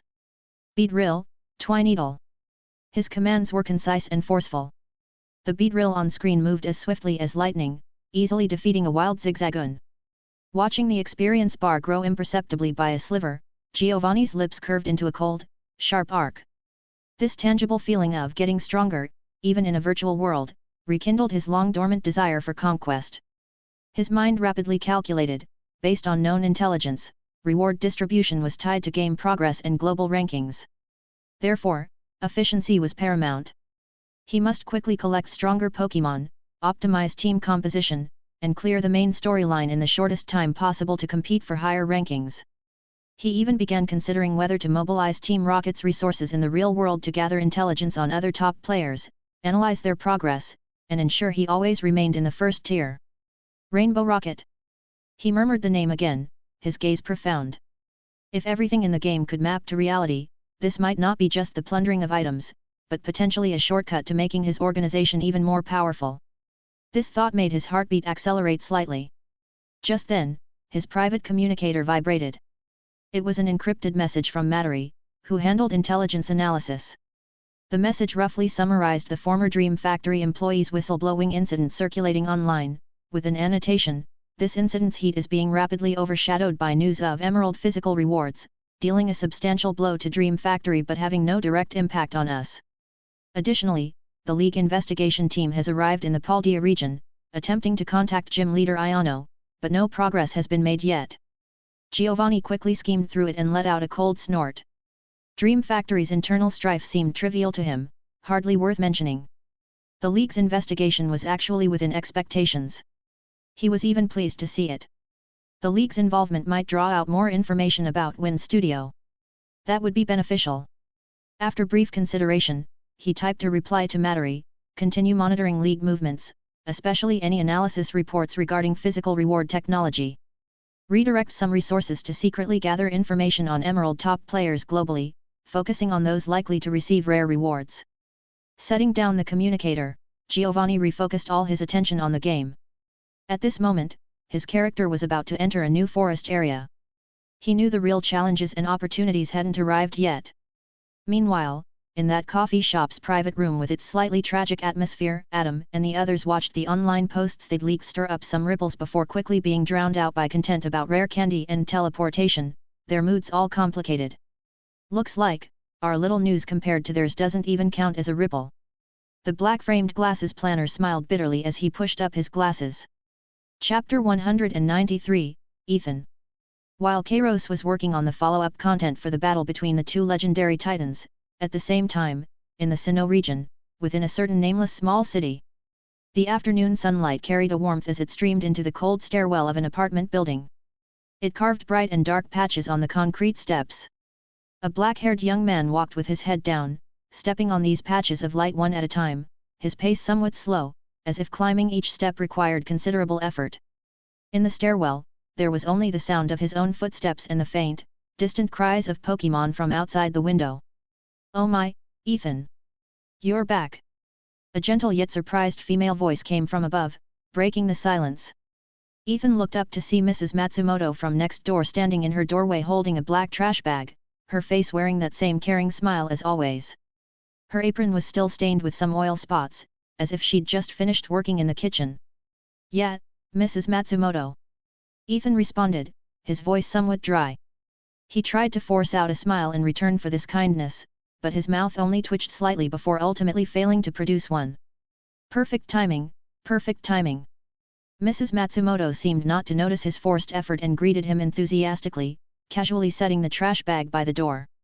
"I made a huge pot of spare ribs today, simmered over low heat for almost 2 hours until the meat just falls off the bone. You absolutely must come over for dinner tonight. That girl Mika has been going on about it since she got home from school, saying it's been ages since she ate with big brother Ethan. She's been insisting I save you the biggest piece." The invitation, full of everyday warmth, felt like a warm current. He could indeed smell the hot aroma of sauce and meat wafting from the crack of the Matsumoto family's half-closed door. This scent made his empty stomach twitch slightly. But another scene immediately surfaced in his mind. Once upon a time, his home had also been filled with such cooking aromas. His mother busy in the kitchen, his father smiling as he urged him to wash his hands and get ready to eat. That scene was too warm, making the contrast with his current solitude painfully stark. "Thank you, Mrs. Matsumoto, but..." Ethan avoided Mrs. Matsumoto's expectant gaze, his eyes falling on the stairway railing where a thin layer of dust had accumulated. "I have something important to do later and need to go out. I probably won't make it." He spoke vaguely, but the words "something important" came out with particular deliberateness. The smile on Mrs. Matsumoto's face diminished slightly. She carefully studied the young man's expression and tightly pressed lips, a flash of sympathy crossing her smiling eyes. She sighed softly, wiping her hands on her apron, then descended a few steps toward Ethan, her voice becoming even gentler. "Ethan, when I went to the community center today to submit some documents, I heard the staff there mention something."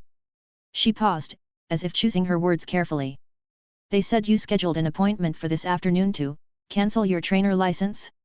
Child, are you really not going to reconsider this?" Ethan's body stiffened imperceptibly. Mrs. Matsumoto continued, her tone full of regret. "When your parents were still alive, every time they talked about you, the pride in their voices was impossible to hide. Your father always said our Ethan was born to be a trainer, that your understanding of an affinity with Pokémon was far better than his own in his youth. Your mother often said that once you officially debuted, you'd definitely become an amazing trainer, even better than both of them. We all believed that."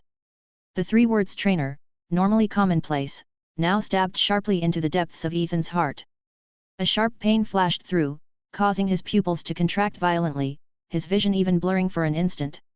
He suddenly lowered his head, practically burying his entire face in his collar, not daring to let Mrs. Matsumoto see the pain and struggle on his face right now. Mrs. Matsumoto seemed to keenly catch the young man's emotional shift. She immediately stopped talking, a regretful expression appearing on her face as she quickly said, "Oh my, look at me, can't help but run my mouth again, always bringing up things that make you sad. I don't mean anything by it, really. I just think, it's such a waste of your wonderful talent." She reached out her hand, wanting to pat Ethan's shoulder, but seeing the young man's tense body, her hand stopped midair and instead lightly patted her own forehead. "Ethan, I know you're suffering inside." Her voice became even softer, full of understanding. "But no matter what you ultimately decide to do, whether you keep going forward or take a different path, I support you. Remember, you're not alone. We neighbors are all here. If anything comes up, you can come find me anytime. Don't try to bear everything by yourself, okay? You're still just a child." I know. Thank you, Mrs. Matsumoto." Ethan's voice was very low, his throat feeling blocked as if something was stuck there. He couldn't say anything more. He was afraid that if he stayed even one more second, his forced composure would completely collapse. So he hurriedly nodded, almost frantically pulling out his key, inserting it into the lock, and turning open his door. "I'll head inside now." Okay, you go ahead." Mrs. Matsumoto quickly responded, her tone full of comfort. "I'll keep a portion of the spare ribs in the pot for you, warming them on low heat. If you come back hungry tonight, come over any time to eat. Don't be shy about it." Click. The door closed gently, completely shutting out the caring concern filled with the aroma of home cooking and the warmth of everyday life. The room instantly fell into dead silence, forming a stark contrast with the vibrant world outside. The afternoon sunlight streamed through the window, casting a few points of light on the floor, yet he still felt cold. In the living room, a robust Charizard with orange-red scales covering its body was napping on an old mat in the center of the room. The flame at the tip of its thick tail burned steadily, emitting soft crackling sounds. Hearing the familiar sound of the door opening, it immediately raised its head alertly. When those gentle amber eyes saw it was Ethan, it snorted out a breath through its nose and nodded slightly, as if this was its way of greeting. "I'm home, Charizard." Ethan crouched down and picked up a cushion, which still faintly retained the scent of the Pokémon food his father used to favor.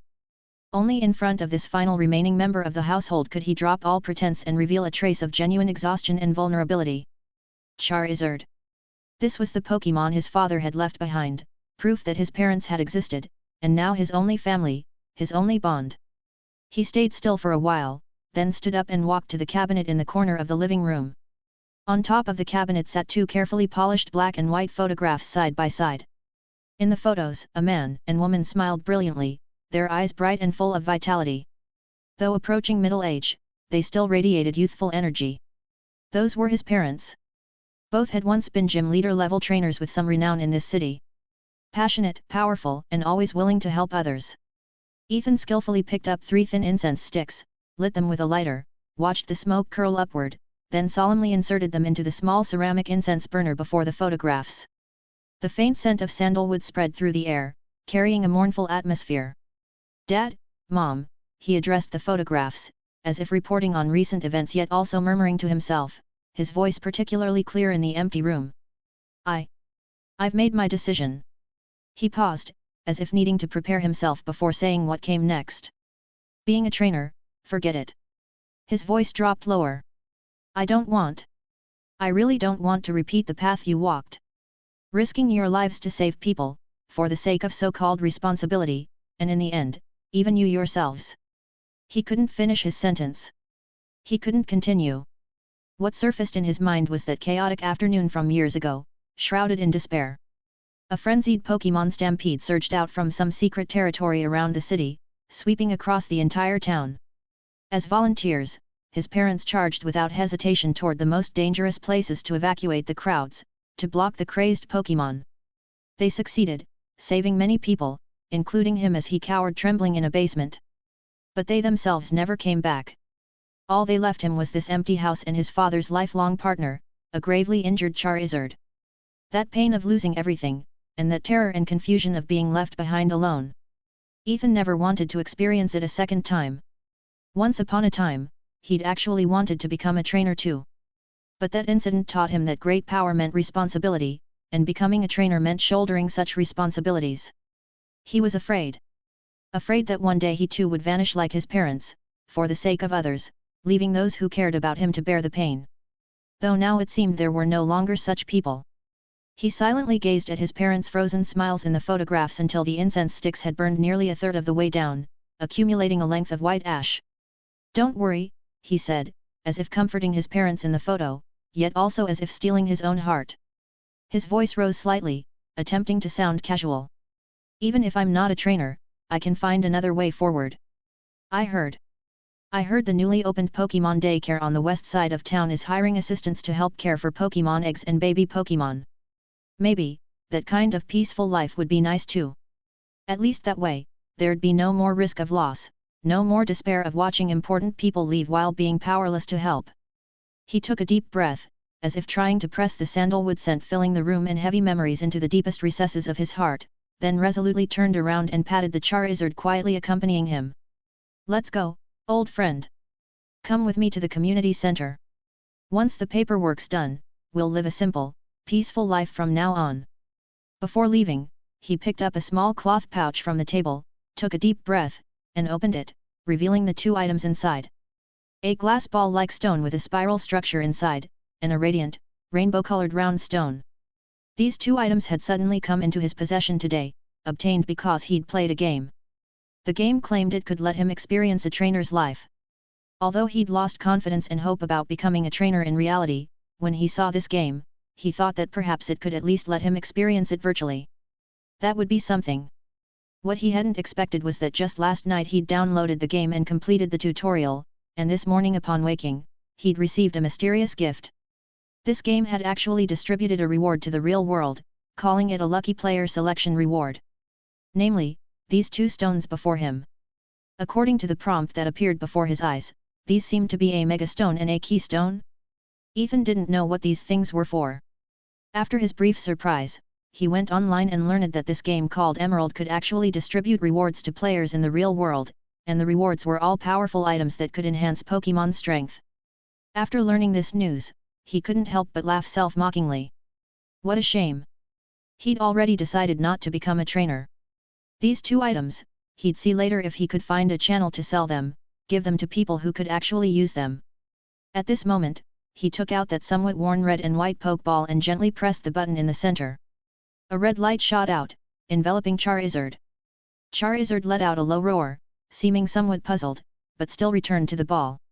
Ethan gripped the Pokeball tightly, as if clutching a past that was about to be forcibly severed.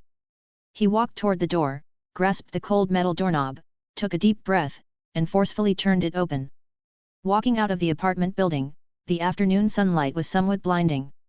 At this hour, the street was bustling with pedestrians. Everything seemed so normal, so peaceful, completely different from the turbulent waves in his heart. He walked quickly along the sidewalk with his head down, wanting only to reach the community center as soon as possible and end all of this quickly. Just then, a burst of cheerful laughter and commotion reached his ears. He reflexively looked up and saw in the small park at the street corner not far away, several teenagers around his age gathered together. By their sides were several lively Pokémon, a Magnemite floating around, a curious Bulbasaur looking about, and a Pidgey circling in the air. They seemed to be excitedly discussing battle strategies, their faces radiating anticipation for the future and undisguised excitement. My goal is to become a Dragon-type master like Mr. Lance. Pfft, yours is clearly a Pidgey, a flying type, okay? Besides, Dragon types are too hard to train. I still think Water-type Pokémon are the coolest. You've got some nerve saying that. Your Pokémon is Electric type. Stop arguing. I'm saying, we're starting our journey next month. Aren't you guys excited? Obviously. Of course we are. I've been waiting forever.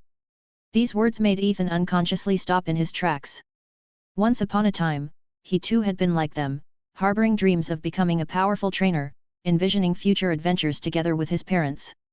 His fingers unconsciously rubbed against the other empty Pokeball in his pocket.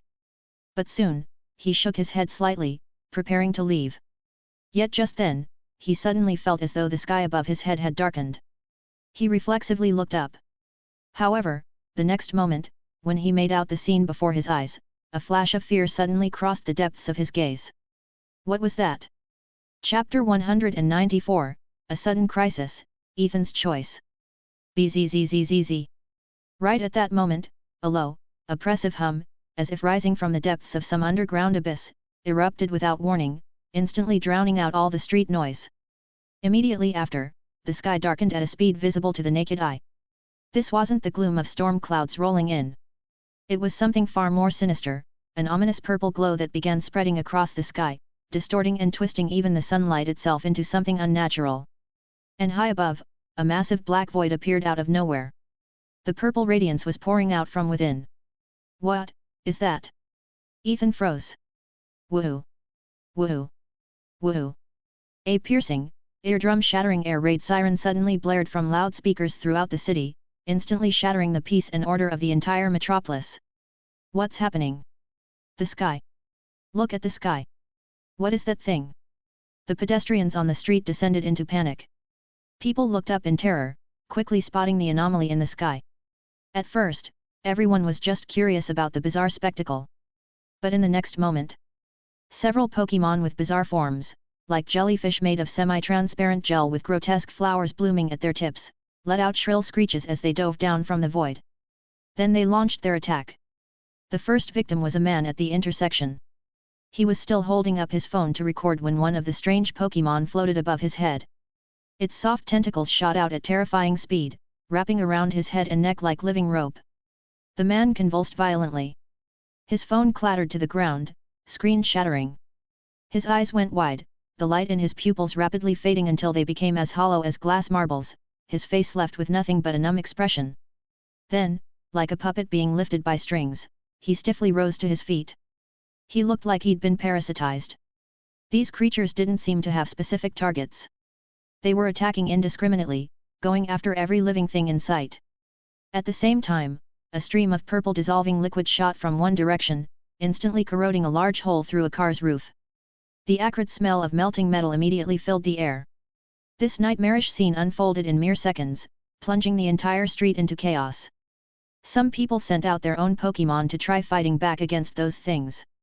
However, most couldn't even last 10 seconds before being overwhelmed and devoured by the purple tentacles. This horrifying sight spread like a lit fuse igniting dynamite.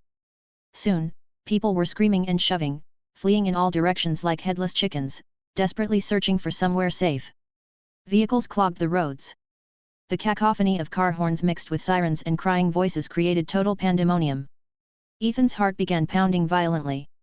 In this moment, he finally understood. Looking up at that constantly twisting and expanding purple vortex suspended above the city, this obviously wasn't some normal phenomenon. It was bringing danger to the entire city, otherwise, there wouldn't be a league-wide alert like this. Just as he was thinking. Oh wow! Had these Pokémon gone crazy? His first instinct, like most people around him, was to run. Get out of here! He instinctively gripped his Pokeball tight and turned to run toward the nearest building.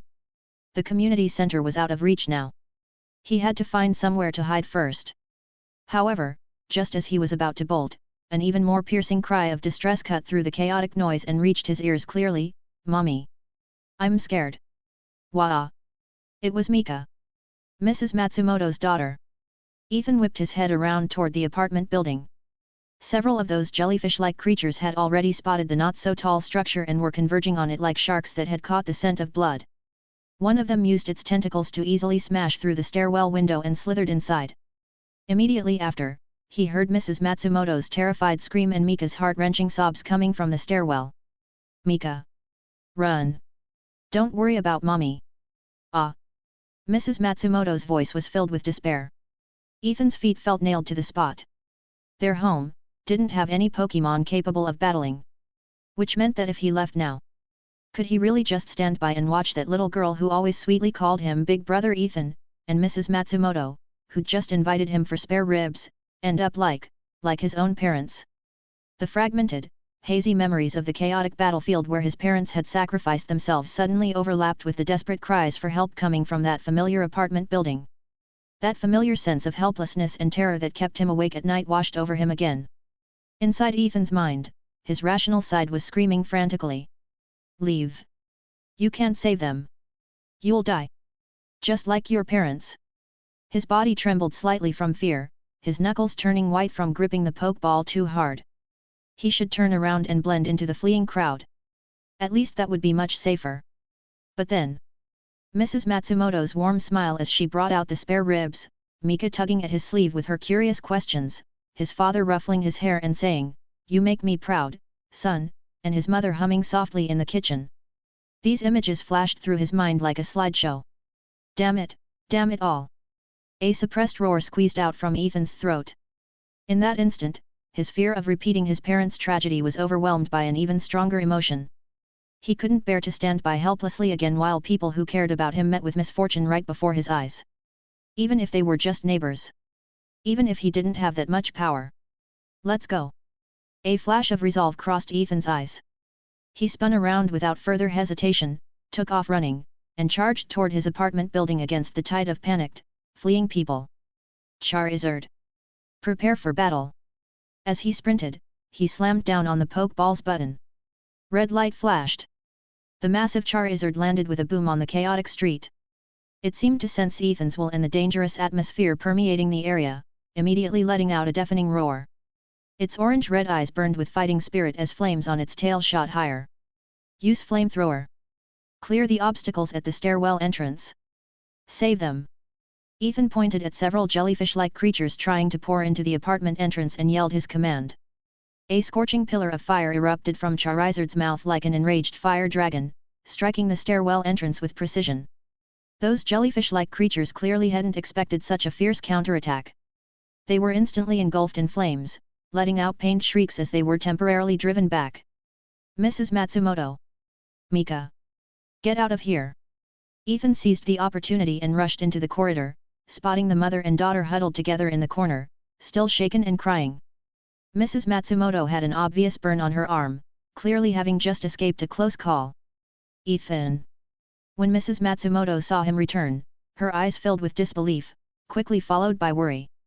Why did you come back? Go! It's too dangerous here. No time for that. Take Mika and go out the back. Find a leak emergency shelter. Ethan pulled up the nearly limp Mrs. Matsumoto, stuffed little Mika into her arms, and positioned his own body between them and the upper stairwell. Charizard faithfully guarded the corridor entrance, using its massive body and searing flames to temporarily block the other jellyfish-like creatures trying to force their way inside. However, their counterattack and presence were like a beacon in the darkness, immediately attracting the attention of even more and stronger bizarre Pokémon. Especially Charizard's gym leader level aura, brimming with life force and powerful energy, stood out incredibly in this city. To them, it seemed like perfect prey. Scree! Sharp screeches came from overhead. More than one jellyfish-like creature broke through Charizard's fire line, bursting in simultaneously from the upper stairwell and shattering windows. Their target was clear, the strongest source of energy, Charizard, and Ethan beside it. Charizard! Watch out above! Ethan cried out. Charizard reacted lightning fast, jerking its head up and unleashing another flamethrower upward, repelling one diving jellyfish-like creature. But from the other side, several tentacles glowing with purple light lashed out, striking Charizard hard in its side. Roar! Charizard let out a pained, furious roar. Its body immediately took on a purple tint, with clear corrosion marks left behind. Obviously, it had been poisoned. But Charizard fought back with all its might, its flame-wreathed claws and tail sweeping through and beating back several more of the bizarre Pokémon. But there were too many of those jellyfish-like creatures. They moved swiftly with cunning attacks and carried potent neurotoxins. Though Charizard was valiant, it couldn't fully maneuver in the narrow corridor, and having to protect Ethan behind it while the Matsumoto mother and daughter evacuated, it quickly fell into a defensive position. Wounds kept accumulating, its movements gradually slowing, its breathing becoming labored. One jellyfish-like creature seized the opportunity to wrap its tentacles around Charizard's ankle, trying to drag it down. Another aimed at Ethan, who'd exposed himself slightly out of concern for Charizard, shooting a stream of purple dissolving liquid straight at him. Look out! Disregarding its own entangled foot, Charizard threw itself sideways, using its broad wing to shield Ethan from the attack. Its tough wing was instantly corroded by the poison, emitting a sizzling sound. Charizard let out a pained growl, its massive body swaying before it collapsed heavily to the ground, unable to get back up. No! Charizard! Ethan cried out, his heart filled with regret and despair. For a moment, he regretted his impulsiveness. If he hadn't come back to save them, Charizard wouldn't have ended up like this. He looked at the battered Charizard still desperately protecting him, looked at the horrifying wound on its wing. Looked at the increasingly numerous bizarre Pokémon surrounding them with predatory intent. Under Ethan's cover, the Matsumoto mother and daughter had successfully gotten away, but they were now completely surrounded. Their escape route was completely cut off. It's over. A cold wave of despair surged through him. He slid down with his back against the cold wall until he was sitting on the floor. Charizard had also exhausted its strength, lying collapsed in front of him, yet still using its last reserves to shield him, letting out warning growls at the approaching enemies. Ethan lifted his head, looking at those slowly advancing creatures radiating the aura of death, then at Charizard beside him, who refused to abandon him even on the brink of doom. A smile full of bitterness twisted across his lips. He gently patted Charizard's scarred neck, speaking softly, "I'm sorry, buddy. I dragged you into this. In the end, we still ended up walking the same path as Mom and Dad." He closed his eyes, waiting for the final outcome. So be it. At least this time, he hadn't run away. He'd at least tried to protect those he wanted to protect and died alongside his most important partner. This ending didn't seem too bad, did it? However, just as his mind relaxed, as he gave up resistance, as his consciousness was nearly consumed by despair, he suddenly felt a searing flame erupt from inside his jacket pocket. It was an indescribable heat emanating from the depths of his soul. What is this? He instinctively reached toward his pocket. Time seemed to freeze in this moment. It was those two stones. They'd become scalding hot now, as if a sun was burning in his palm. Not only that, the two seemed to be resonating powerfully with each other, both radiating unprecedented brilliant light. At the same time, Charizard beside him seemed to sense some mysterious power. A powerful rainbow radiance burst from its body.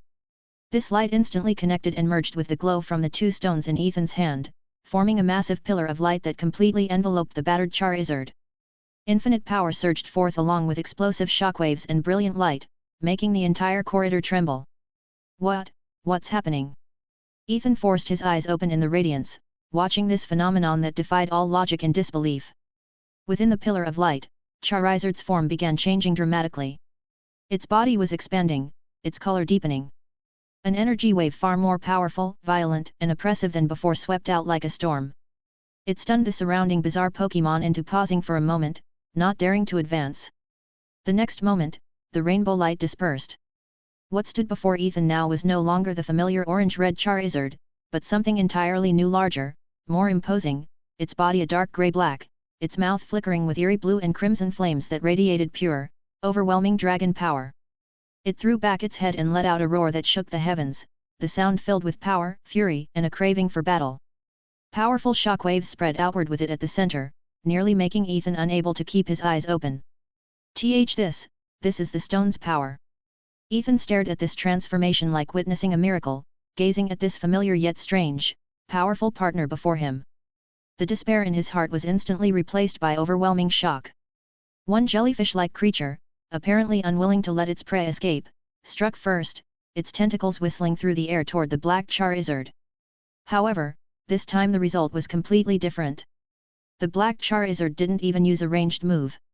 It simply raised its dragon claw, wreathed in dark flames, fast as lightning, and precisely grabbed the incoming tentacle. Then, amid the jellyfish-like creature's terrified shriek, it roared and flexed its arm, actually swinging that creature like a sandbag and slamming it viciously into the wall. Boom! The solid wall instantly exploded into dust. The creature that previously required Charizard's full effort to barely repel was sent flying through multiple layers of walls with the thunderous sound of exploding air, disappearing into the distant dust. Chapter 195 The Rampage of Mega Charizard and a Soul Reborn After Disaster. The solid wall instantly exploded into dust. The creature that moments ago even Charizard's full power could barely repel was sent flying through multiple walls with a thunderous roar of exploding air, disappearing into the distant cloud of debris. The corridor fell into deathly silence. The remaining grotesque Pokémon that had been prowling forward seemed stunned by Charizard's sudden surge of power. Their purple glowing tentacles froze mid-air, emitting uneasy hisses as they instinctively began retreating. Ethan stared blankly at the Charizard standing protectively before him, radiating an overwhelming aura. Its grey-black body gleamed coldly in the dim light, deep blue flames surging from its maw.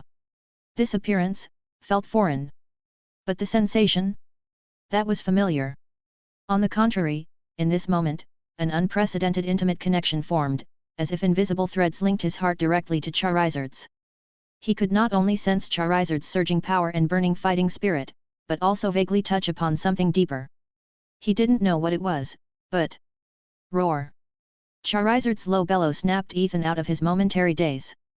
Explosions and screams continued echoing throughout the city, reminding him this crisis was far from over. Right, now wasn't the time to zone out.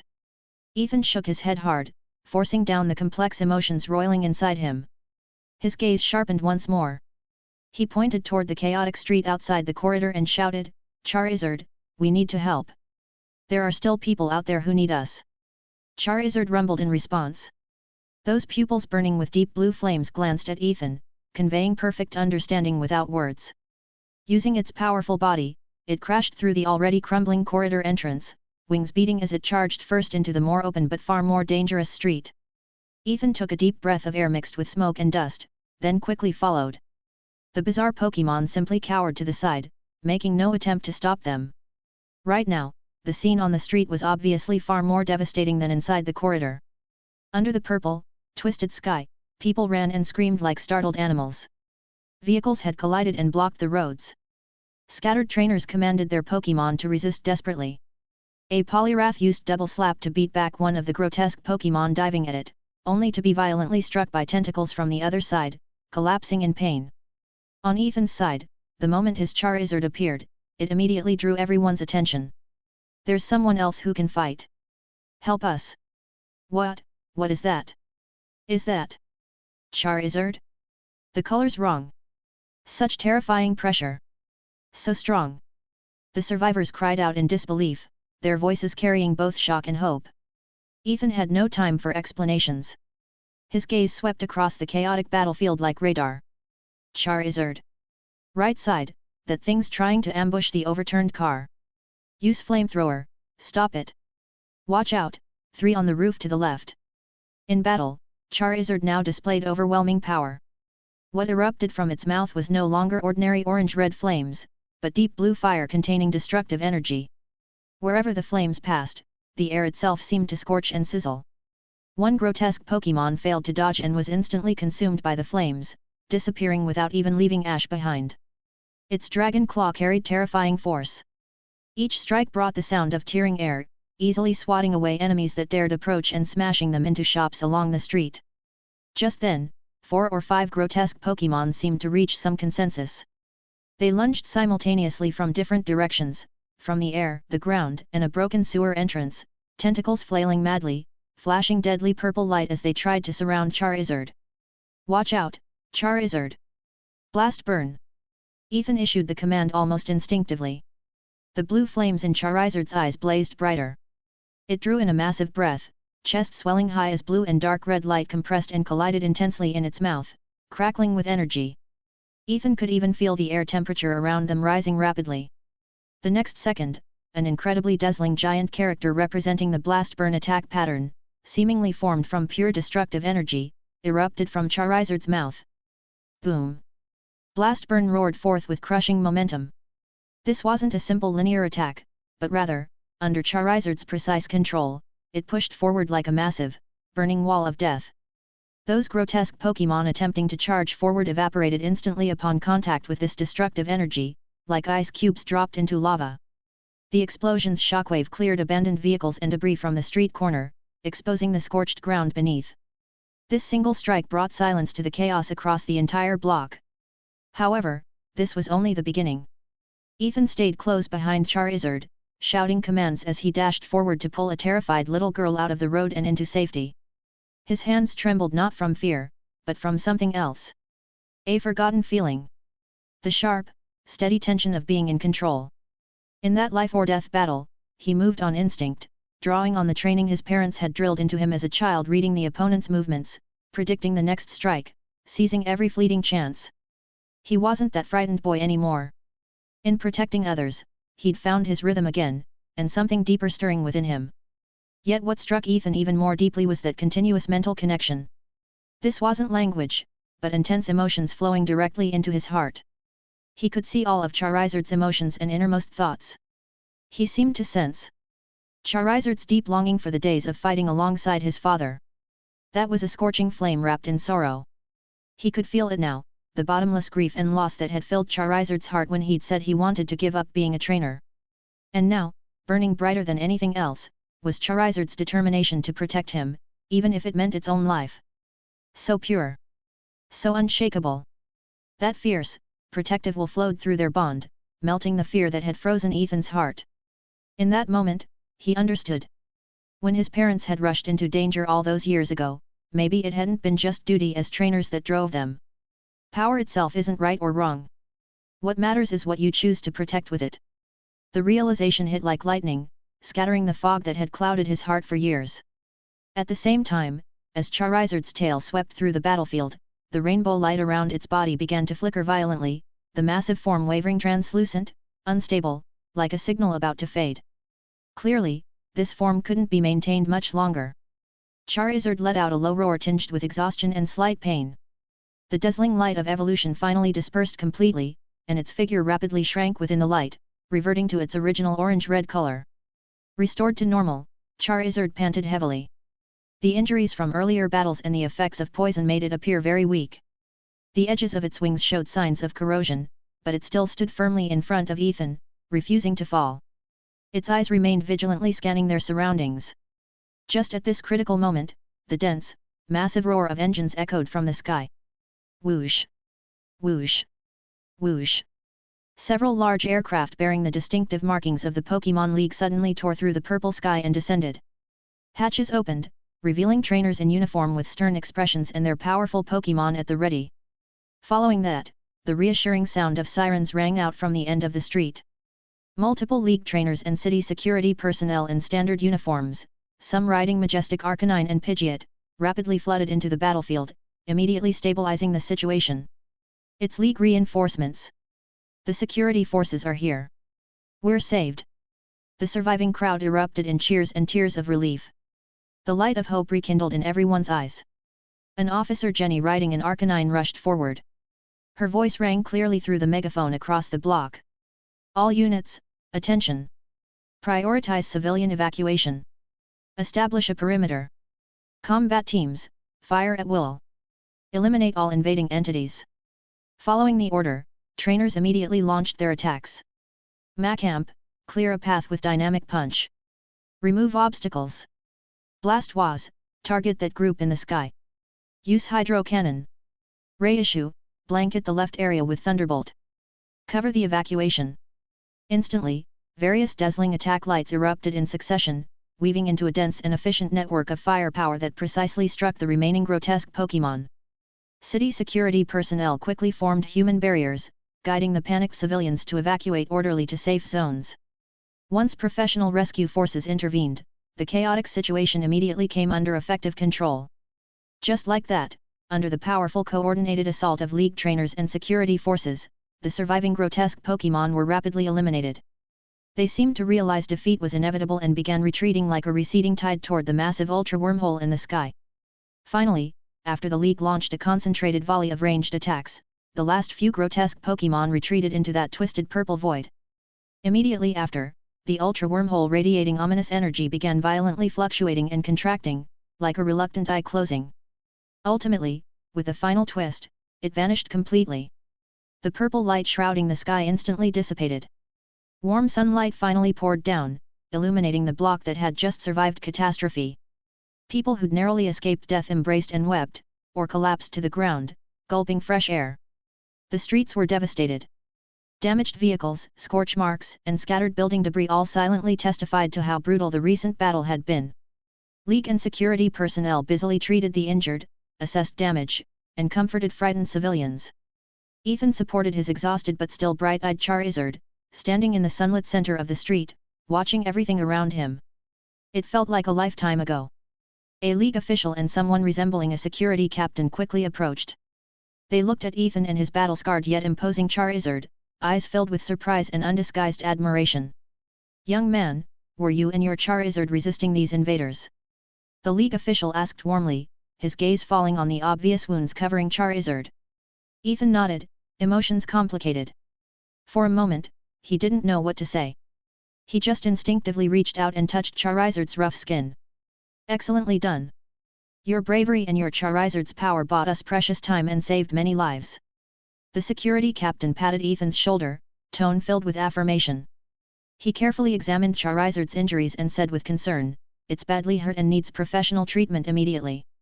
Come with us to the temporary Pokémon aid station. It's set up in the square just ahead." Ethan didn't refuse. He nodded gratefully, recalled Charizard into its Pokeball, and followed them toward the temporary white tents bearing the Pokeball symbol erected in the block's square. Along the way, many rescued civilians looked at him with gratitude and admiration. Some children even gave him a thumbs up directly. "Thank you." This left Ethan, who'd grown accustomed to solitude and being nearly forgotten, somewhat flustered, his cheeks slightly flushed. But deep in his heart, a feeling he'd never experienced before quietly took root. This feeling was warm. Half an hour later, while Charizard received emergency treatment from Nurse Joy and Blissey, Ethan sat alone on the steps outside the aid station, gazing at the bustling scene in the distance and the gradually recovering order on the streets. Yet his heart churned restlessly, unable to calm down. During the battle, Charizard's feelings sensed through that miraculous mental connection replayed in his mind over and over. That bond, that burning desire to fight side by side, that pure and unwavering determination to protect, compared to the fear and sorrow buried deep in his own heart, it was overwhelmingly more powerful. He'd chosen the most complete form of avoidance because he feared losing. But did avoidance truly prevent problems? These years of loneliness and pain, constantly refusing to face reality, wasn't that itself another form of continuous, slow loss? Losing the chance to connect spiritually with Charizard, losing the ability to protect others, losing the possibility of becoming someone like his parents who, though their time was brief, lived with brilliant radiance. He'd almost failed to become a trainer at all. He unconsciously touched his pocket. The 2 stones that had saved his and Charizard's lives and altered his fate had returned to normal temperature, resting quietly there. It was that game called Pokémon Emerald that had given him this crucial item and helped him overcome the crisis. At the time, he'd been somewhat self-deprecating about it. But now, perhaps heaven itself had been guiding him all along. If that was the case, should his own thinking change as well? Additionally, if you would like to request novels and access my Google Drive where I have 200+ audiobooks, then you can join my Patreon. Link is also provided in the description.